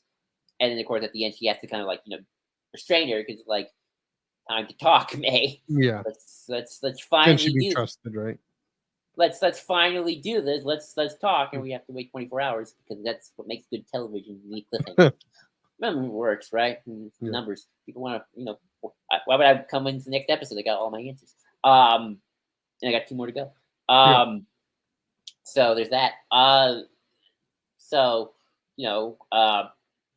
May's definitely, he's going through a lot too. So the May Soul stuff is very much the everyone's going through a lot stuff. And Soul's ready to confess. He says, we're going to go to the Jedi Temple and we're going to tell them everything. No, we're going to go to the High Council. We're going to tell the High Council everything. He leaves just as Vern shows up. It's hilarious. So that's kind of my thoughts on the May Soul stuff. I don't know if they're going to Coruscant. I think my I don't know if it is in the episode. They're going somewhere else. I'm not quite sure. That's right. They have to find Osha. They got to rescue Osha. Yeah, they got to rescue Osha. Well, first off, with that moment in the hold there with the ship, just spectacular acting, as you mentioned, and just not just spectacular. You really believe that this Jedi. You see it in his eyes, he's just this angst, pain, and then you see the transformation. You see the fog clear, and he's studied and he's practiced these meditation techniques to just let go and detach, or bury and stuff. Well, probably both. Little column A, column B. Center himself. Yeah, center himself, but also. He has this secret that he wants to share, and clearly losing his team that way. I mean, it's upsetting. It's devastating in its own right, but also then triggering this memory. Everything to do with May and Osha triggers this memory of what happened 16 years ago that he's still carrying, clearly. And we keep saying this every week. So it's why he's like, okay, finally tell us what happened. And again, I wish they hadn't written that in the script too much, but yeah, I guess I get the kind of the streaming thing. Got to keep watching to find out. It was a little overblown. I wonder again. This on this point, this is a bit of a tangent. If day/night was just episode 4, or episode 4 and 5 on one night, might not have felt so delayed, right? Just the way episode 1 and 2 not felt so delayed. I just started watching WandaVision again, just because I love WandaVision, but also because the Agatha show is coming out. Yeah, just recalled, and I just watched episode 3 today, and yeah, remembering that you get the Monica moment just 2 weeks in, the second weekend, because they showed episodes 1 and 2 together the first day. Again, I know this is a broken record, but they should have shown episodes 4 and 5, and so that 6, it just wouldn't feel what we'll get in episode 7. It wouldn't have felt so delayed, and so belabored. Anyway, I've said that enough. Yeah, just everything going on with Soul. I wonder if this show will feel better once you see it all and you can stream it. It probably will. And it'll probably seem different. I mean, WandaVision seems different. I'm pointing out, noticing things. Our buddy Omar. Hi, Omar, for listening. Yeah. I saw a tweet a couple of weeks ago from him where he said like this latest episode 6, has made him sort of rethink some of the earlier episodes. Now, like he got another piece of the puzzle, and the puzzle's now kind of developing in a very different way. Mm-hmm. About May, I don't want to kind of respond to what you were saying about May. Mm-hmm. No, she doesn't know what she wants. She doesn't know what she's doing. Again, the way Osha wants independence, May wants belonging, and that's probably why she joined the Stranger in the first place. It's probably why. I mean, she's not exactly trying to sabotage. I thought she was going to sabotage things. Maybe she had half a mind to. Maybe that's why she went on the ship in the first place. But she had opportunities to, and she just didn't. She checked on the systems, and she hit the button to go to hyperspace. And you know, she didn't kill Soul when she hugged him. She didn't. Yeah, that's true. She had an opportunity to. She got a hug. She didn't. You know, so. And she got a hug, that sense of belonging, that gesture of belonging and welcome. And so I wonder, again, you talk about the eclipse. You know, I'm just thinking about this now. So Osha is going to eclipse May, not just replace May on the dark side, but eclipse her and really take her place, I think, as the Acolyte. When we first meet Osha, she's a mechanic. She's left the order. She's gone her own. She's kind of doing her thing, kind of unsure of herself. But, you know, she still believes in the Jedi, whatnot. Can't fully grasp the Force. I wonder if May isn't just going to replace Osha, but eclipse her in actually receiving some sort of reconciliation, receiving some sort of belonging, you know, with Rey. The belonging you seek is in front of you, not behind you. She's still, I mean, she was the one who underwent that ritual. So who knows? Again, and she's also, last point here, again, Osha is going to get whatever the mask shows her, which isn't neutral. Maybe the facts, but isn't neutral, because facts aren't necessarily neutral. May is going to get the version that Soul tells her, which he wants to unburden himself, so it might be factual too.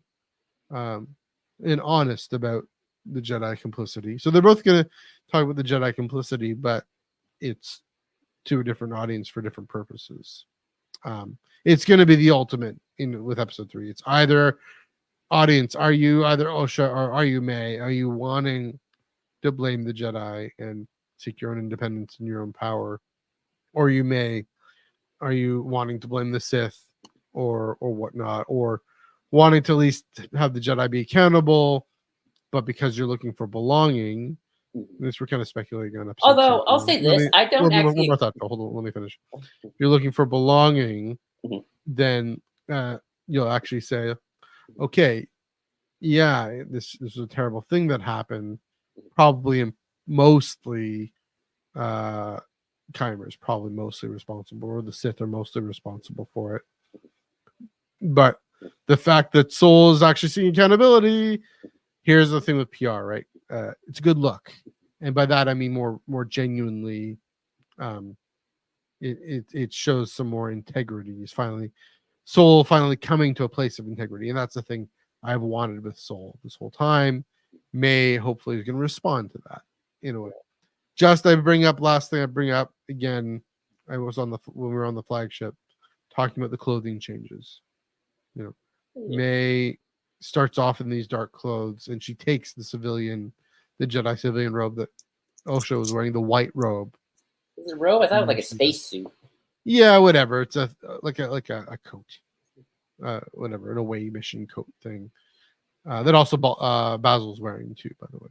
Oh, yeah. And then Osha, she's in the black tank top and probably might even be taking May's clothes that are still there. Spare clothes. So the dark and the light. Yeah. So I don't think the show is actually letting the audience kind of have their own opinions. I think there are right opinions and wrong opinions. I don't know what those are, but I think right. You're giving a little too much credit to the audience to let them see what they need to see, because I don't think it is. I think they are seeing wrong things or they're seeing the right things. So, Yeah, I think. Well, let me clarify what I mean there. Mm-hmm. Well, a few things. I think what episode 3 shows is that multiple people are complicit.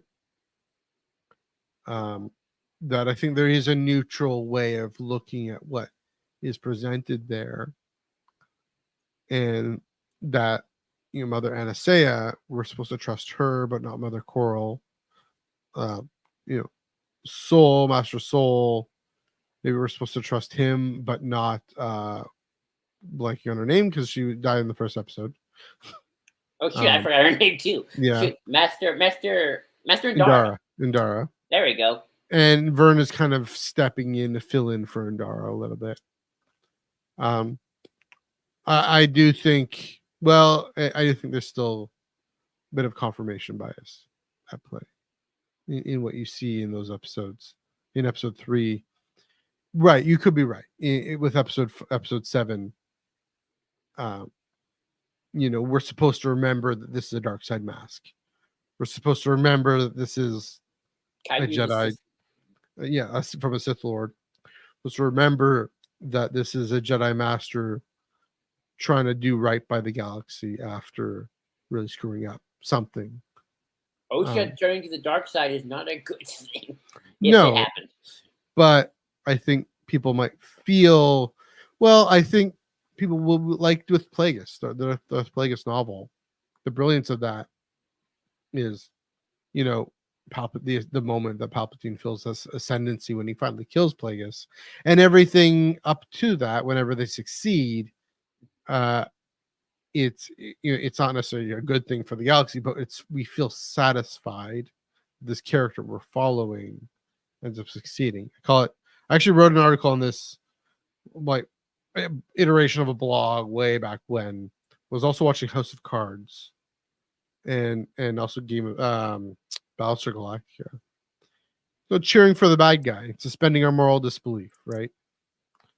And I think it's gonna push that a little bit. I don't know if it's even gonna stop there. Like, I wonder. I mean, at least in this last episode, we're supposed to kind of feel good about the Sith in episode 6. Who knows if that's gonna? Maybe. I mean, feel good. Not necessarily think good, but feel good, right? We're supposed to be carried along with Osha being seduced a little bit. Yeah, I do get what you mean in that. Yeah, we're supposed to remember that the Sith are liars who even use the truth, twist the truth into lies, and that the Jedi are. Jedi can twist lies into the truth, kind of white lies a little bit from a certain point of view. And that's just it. Is do you accept Obi-Wan's point, right? From a certain point of view. Where, interestingly enough, that's the Return of the Jedi. Like, Anakin was seduced by the dark side of the Force, which I didn't really like. He liked that term, seduced. Yeah. So, and of course, Obi-Wan tells Luke, so what I told you was true from a certain point of view. And Luke is from a certain point of view, but comes to recognize, oh yeah, Vader really does believe that he killed Anakin. It's just that, it's just that, Anakin Vader's wrong about that fact. So, another thing brought up that I thought was interesting, and this is what I do agree. Mhm. Yeah, I think I've always had this thing with like in the the dark sense of the sequel trilogy. If it went this way, I'm glad it did. But if this did happen, that if Rey and Kylo ever switched places, Mhm. or like if Rey went to the dark side and Kylo went back to the light, Rey would honestly be probably the more powerful dark side users, Yeah. and probably have a lot more of clearer Mhm. clarity of dark sideness compared to wishy-washy Ben Solo, Kylo Ren. I don't know what to do. Yeah, Kind of definitely has. She'll have found her place. even before the Palpatine stuff. I'm like, yeah, if Rey went to the dark side, I think we'd all be screwed. And I very much wonder if that's where we're going with this story, where it's like, yeah, if Osha turns dark, she will have a bit more of a clarity. Like, I honestly don't think May would ever have been a good Sith No. apprentice. I think he would have been very wishy-washy, Mhm. kind of, Yeah. I don't know, I only did this because I want this one thing, where I feel like, oh shit, like she could do it. I think she could climb the ranks and she could be our dark place. Whether or not she is, I know. It's possible. I'm quasi joking right there, but I do think that Mm. Osha's got a lot more of that iron will to yeah. I think he'd be a lot harder nut to crack compared to May, who'd probably still be very childlike, wishy-washy. I'm kind of doing this on a whim kind of situation. Wishy-washy, or because to provide sense of belonging. Right. Looking for. I really like what Din puts here. The stranger, he's telling her this truth, that you have this power within you. And that, yeah, you don't necessarily need the Jedi, but he's not going to say, oh, but you don't need me either, right? He's twisting that basically to say, it's kind of this funny thing, we point out the flaws of the people who remind us most of ourselves. He's trying, and he's not doing this unconsciously. He's doing this consciously. He's saying, "Oh, the Jedi said that they're the only way," but no, you have it in yourself. But with the way he's acting, what he's leading her into is to say that I'm the only way, and so you have to join me. Kind of like what Palpatine ends up doing, and I come back to I do come back to Jedi. I wonder if there's more. I wonder if there's more to be thought about. This is Jedi, the convocation of the Force, and it represented this opportunity, this this summons to the Jedi to coexist with other Force beliefs, other groups, other institutional groups. It's very much a phase 2, well before the fall thing of there's the Church of the Force and the Guardians of the Wills, which they're in cahoots with the Jedi, but there's also aren't there dark side religions there too? There are dark side ones, and they need to be, but it isn't even a matter of outright opposing them. It's a matter of kind of limiting their dark side influence, but kind of not so much marginalizing, just saying, okay, you can only do so much. But there are other light side groups that are free to be there, and they have to coexist, and they do end up working together to repel denial and the nameless. There, I forget what there's one also from Legends. And so it would have been this amazing opportunity. The fact that the Battle of Jeddah, the fact that is long gone, well before Rogue One, is a sign that the Jedi have given into this idea that they have the spiritual hegemony of the galaxy.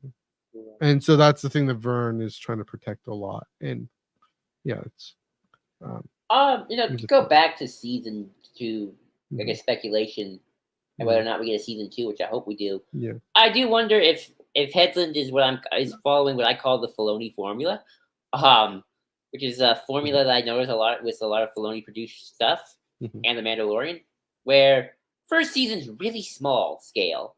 Like Yeah. I think maybe that's I don't know if it's a problem, but I do think Star Wars fans always want the story to start big scale, like Yeah. this is how it affects galactic politics. And most of these shows have always, with maybe the exception of Andor, I think Andor had more episodes, but it also was getting a second season.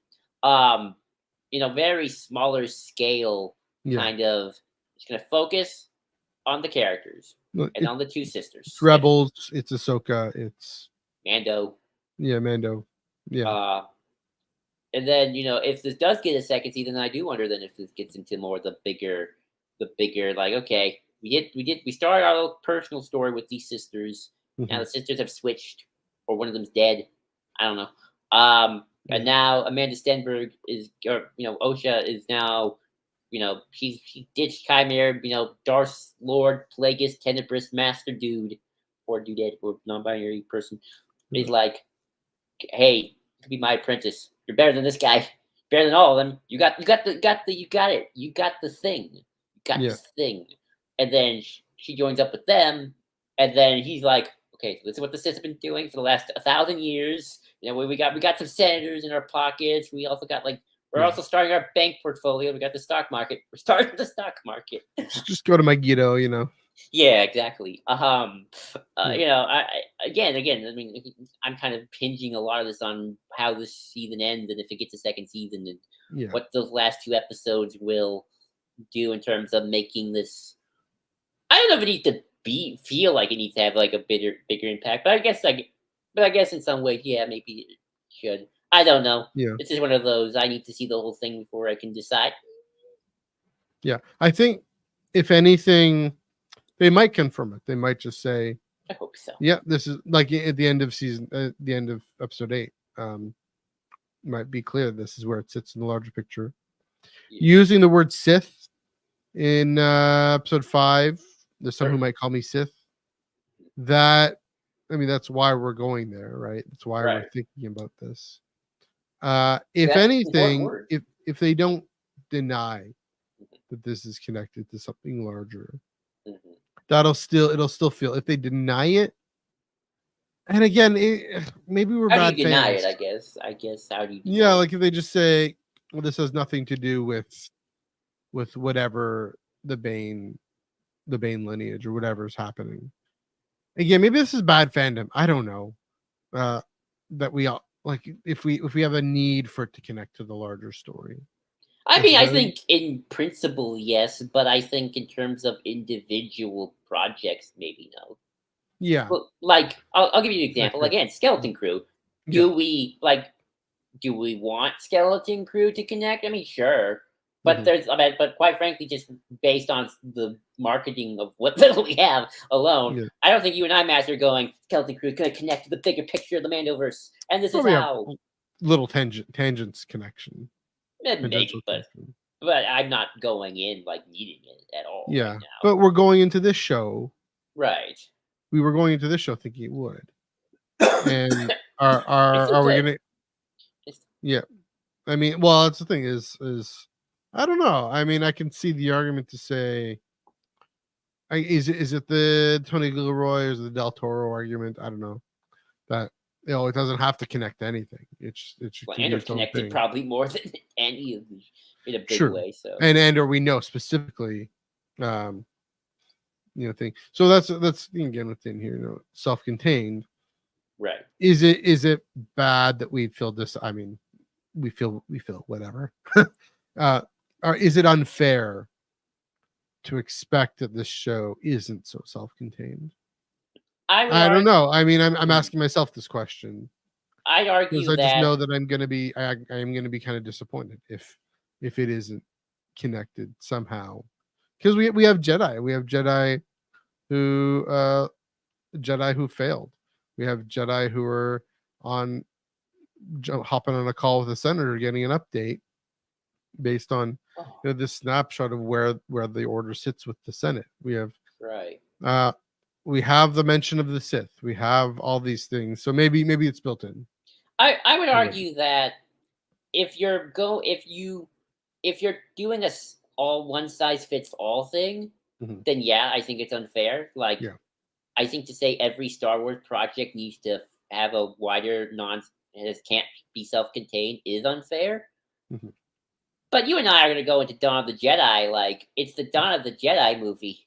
Yeah, I think that has to connect on some level, even if it's just like thematically, right? Maybe to say it's more fair for us to hope it's connected for this show than for Skeleton Crew.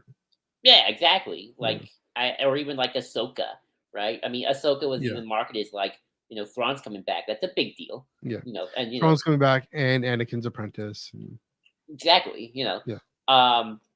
Maybe like Mandalorian at first year season 1 felt more self-contained, and then it kind of evolved into being wider, having wider connotations for the universe.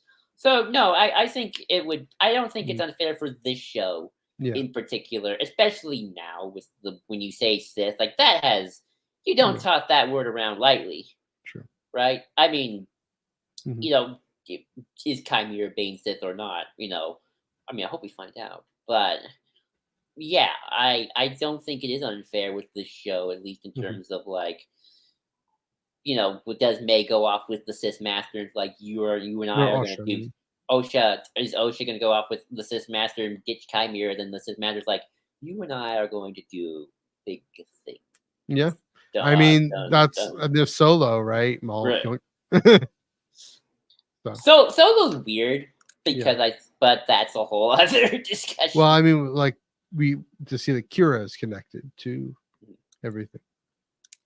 I mean, I think Solo could have easily been more self-contained. Weirdly enough, but also that's Han Solo, right? That's true. I mean, I think Skeleton Crew is going to be really the first most self-contained story probably that we're going to get from this era of streaming shows in a while. But I guess, speculation apart from that, I want to talk about just a little more speculation before we wrap up here. I mean, we've done so much of it, but I know, but more thoughts. one more, just episode 7. I'm excited for that one. I really am. I think it's going to, if it is the flashback, well, first 2 things, I wonder if it will be just all flashback or will we jump back and forth from the present day to flashback? That would be interesting. But I do think, that's going to really, since your favorite episode is episode 3 so far, I think that one's going to like really elevate episode 3 to a bigger. It's going to elevate episode 3 for you, and I think people didn't like episode 3. I think that will make episode 3 better for them. And finally going to get some answers. We're finally getting some answers. Hooray! I mean. Go ahead. No, I'm just saying, hooray! Like the true mystery of this show. I think it's not been Chimera. It's not, it's not. It is what happened on Baldemnik. That is the mystery. Or Planet. I'm not Baldemnik. See, I've been calling it Baldemnik, but it's not Baldemnik. It's Beldrock. Beldrock. What of the kids when they're kids? Yeah, it's the mystery of what happened when they were kids. That has been the mystery. I was like, we can say they should have. Why did they extend the Chimera thing? Maybe that's just pacing. But in terms of like the actual true mystery, this is it. This is where the payoff comes, people. Yeah, it's a little scary. It's like you don't pay off your mystery deck, right? Oof. But I think they will. I think they'll pay off a good mystery. So yeah. I will say the one thing though about episode 3 that I love the most is that it doesn't give answers. Right. And but you're gonna need answers now, though. Yeah. And so that's why it's gonna be it's gonna change episode 3. Yeah, I mean I'll have to just the lack of answers, maybe. Unless this still doesn't give answers. That would be again, like I was saying when Omar came on. That would be really fascinating if it doesn't. I But think you think it does? I mean, I think we're well, because here's the thing: we do need an answer of what Soul thinks happened, what that is he's being burdened with. Mhm. That I guess kind of requires some facts, but I don't know. I'm still wondering. Again, I'm still wondering just the way this show has played with perceptions and played with what we bring into it. I guess If where we disagree. I don't think it has done that as much as I think you have. well, maybe because episode 3 did it so well. So I don't even think episode 3 played with perceptions that much, honestly. I think it massively did, and I think the Twitter discourse, even the podcast discourse, all that, it's because we're hearing kind of the more sensible voices, but the people I've talked to about that episode, I've heard like 5 different perspectives on what on earth happened and why and who are the trustworthy characters, who are the untrustworthy characters. So I don't know. Again, I could be wrong because we have this view, and I think we're right, is that it doesn't give us any answers at all. That is true. And it doesn't give us any sort of that yeah, some characters are maybe their motivations are trustworthy or they're not, but their choices might not have been right or wrong or who knows what. Like for example, again, Mother Anastasia. We're supposed to trust her motivations. She genuinely loves her kids, loves her daughters. She genuinely loves her coven. She's genuinely trying to protect them and seek their welfare. But there's a reason they're illegal. Why did she have these twins? Do we trust, again, I'm bringing this up, do we trust that the Jedi were right to make them illegal? The Republic was right to make them illegal. Are they a terrorist organization? Or are they an oppressed minority? And that's an open question that episode doesn't answer. That's what I mean. So No, I don't think it needs to answer it. I just need to answer what the heck happened on that planet. Right. Like why does Tarvin want to keep right? Like just how guilty are the Jedi or not? Right. And I think, and again, I wonder if that's entirely going to answer it either. So I mean, I think you do have to answer it though. I think you have to give the audience something. Yeah, maybe. Again, I don't know. I think again it'll because again, here's what I think is going to happen. I think Soul is going to tell the story, and that the Jedi did this terrible thing, but maybe even in the retelling, he's going to come to some peace about the fact that they were also taken advantage of by a worse power. Like, I mean, that's the thing. I think the foreshadowing with the in episode 4, with Osha disturbing those creatures, and then Soul having to kill them. I think that's a foreshadowing that the Jedi disturb this coven that lets the Sith come in and wreak havoc, and so that's my suspicion, and it's that Soul, he's gonna unburden himself and he's gonna feel guilty, but maybe he's gonna actually be able to remember it, purify his memory, and say, no, actually, we're only secondarily responsible. Whereas the Mask is gonna straight up say, no, the Jedi are responsible, and the Sith came in and saved the day or something.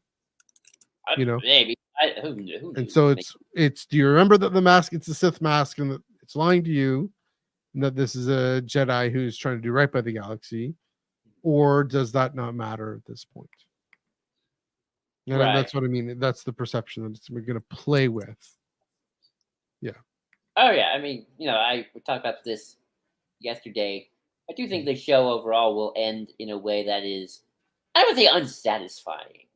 Although that's always a little subjective in some ways. Mm-hmm. But complicated. Yeah. You might not feel good in like, not like in a, oh, this was bad. This is like badly written.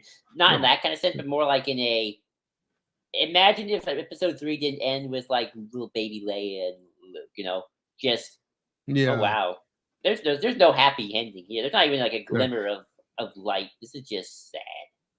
It's good, like even sadder than the Clone Wars ending, weirdly. well, like Vader telling Luke, "I'm your father," and then they're just off in the corner of the galaxy. No, Empire I think ended with a little more cheer than that. Yeah, well, it ended with the rebels together, but it ended with this dark, haunting question that they had to wait 3 years to answer. Right here, I feel like we might see Osha with a red lightsaber just walking off. Yeah, with Dark's master, or just by herself. Yeah. So I think we might see a beloved character not have a happy ending in the worst sense possible. Yeah. But we'll find out. That seems likely, actually. But we'll find out soon. 24 hours. I'm really excited, actually. Less than 24 hours, right? What time is it? Yeah, less than 24 hours. I'm actually really excited. 22 and a half. I will say, I think, actually, you mentioned, again, there's something satisfying about someone taking charge like that. So House of the Dragon, like, there's a character who is, this is in episode 2. I'm not going to spoil it because we're not watching that necessarily, but a character I've kind of been suspicious of, and he gets removed, but that removal is not a good thing for the kingdom, for Westeros. But I felt satisfied by it because for other reasons, like the triumph of youth over stodgy age is kind of what the show is kind of playing on. It's reversed that now, but that example of cheering for the bad guy, right? Darth Plagueis ends, I think, in a very satisfying way, that novel. Oh, yeah. I don't want to say satisfying. I don't mean unsatisfying. That's probably not the best word.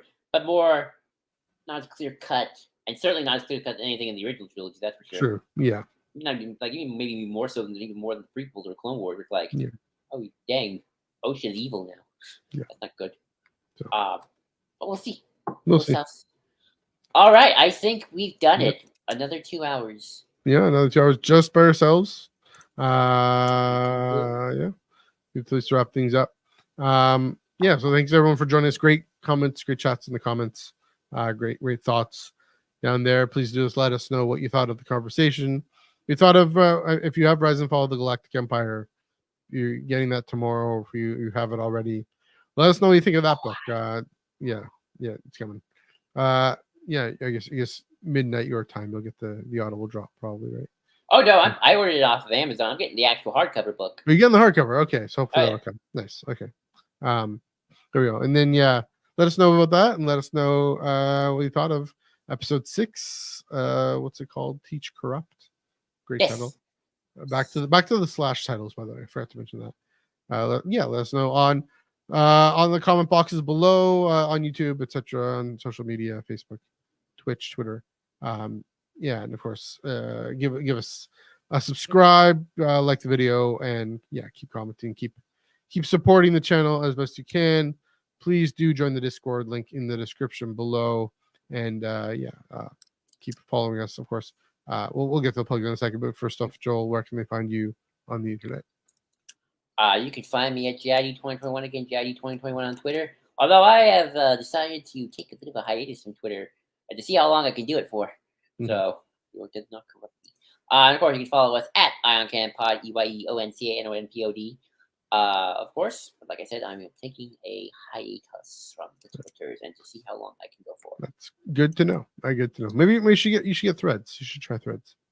Well, I do have Threads. I always have the Ion Canon Threads open. Oh, you do? Okay, good. Good to know. Production meeting, social meeting. Yeah, you can follow me on Twitter, NEUG485. We're tweeting a lot about soccer these days. It's a big deal. Also Instagram and Threads, MNEUG1138, and just Instagram, beaches.foodie, FOODIE. Of course, at Iron Cannon Pod, EYEONCANONPOD. Tractor Beam on Wednesday. Talking about this episode coming up. It's going to be giving you a doozy. Finally, beginning of end of Tractor Beam every week, Chris and I do chat about the episode a little bit, but we wanted to save our full thoughts to Ion Cannon and Underworld transmissions. Of we're not going to bother with that. I mean, we will anyway. We'll still have our eye on Canon episode. We'll still have eye on Canon, but also it'll be interesting, like having two conversations right as the day after the episode drops and the day before the next episode drops. Always fun to see how things might evolve, our views and change. Things might change. The raw emotion versus more of a. So yeah, please do join us 9 p.m. Eastern, 6 p.m. Pacific, right here on the Underworld channel and everywhere you get your podcast, your video podcast. I should clarify. Do that. Yeah, and as mentioned, next week we are gonna have the Iron Canon episode. Sorry, I believe we got a guest lineup, keeping it rolling with episode 7. This show is giving us plenty to talk about. Just the two of us, plenty to talk about. Has not disappointed, at least on that score. I'll say that much. Has not disappointed on that score. So yes, but until then, Joel, let's blow this thing, head home for light and life, whatever else we want to say.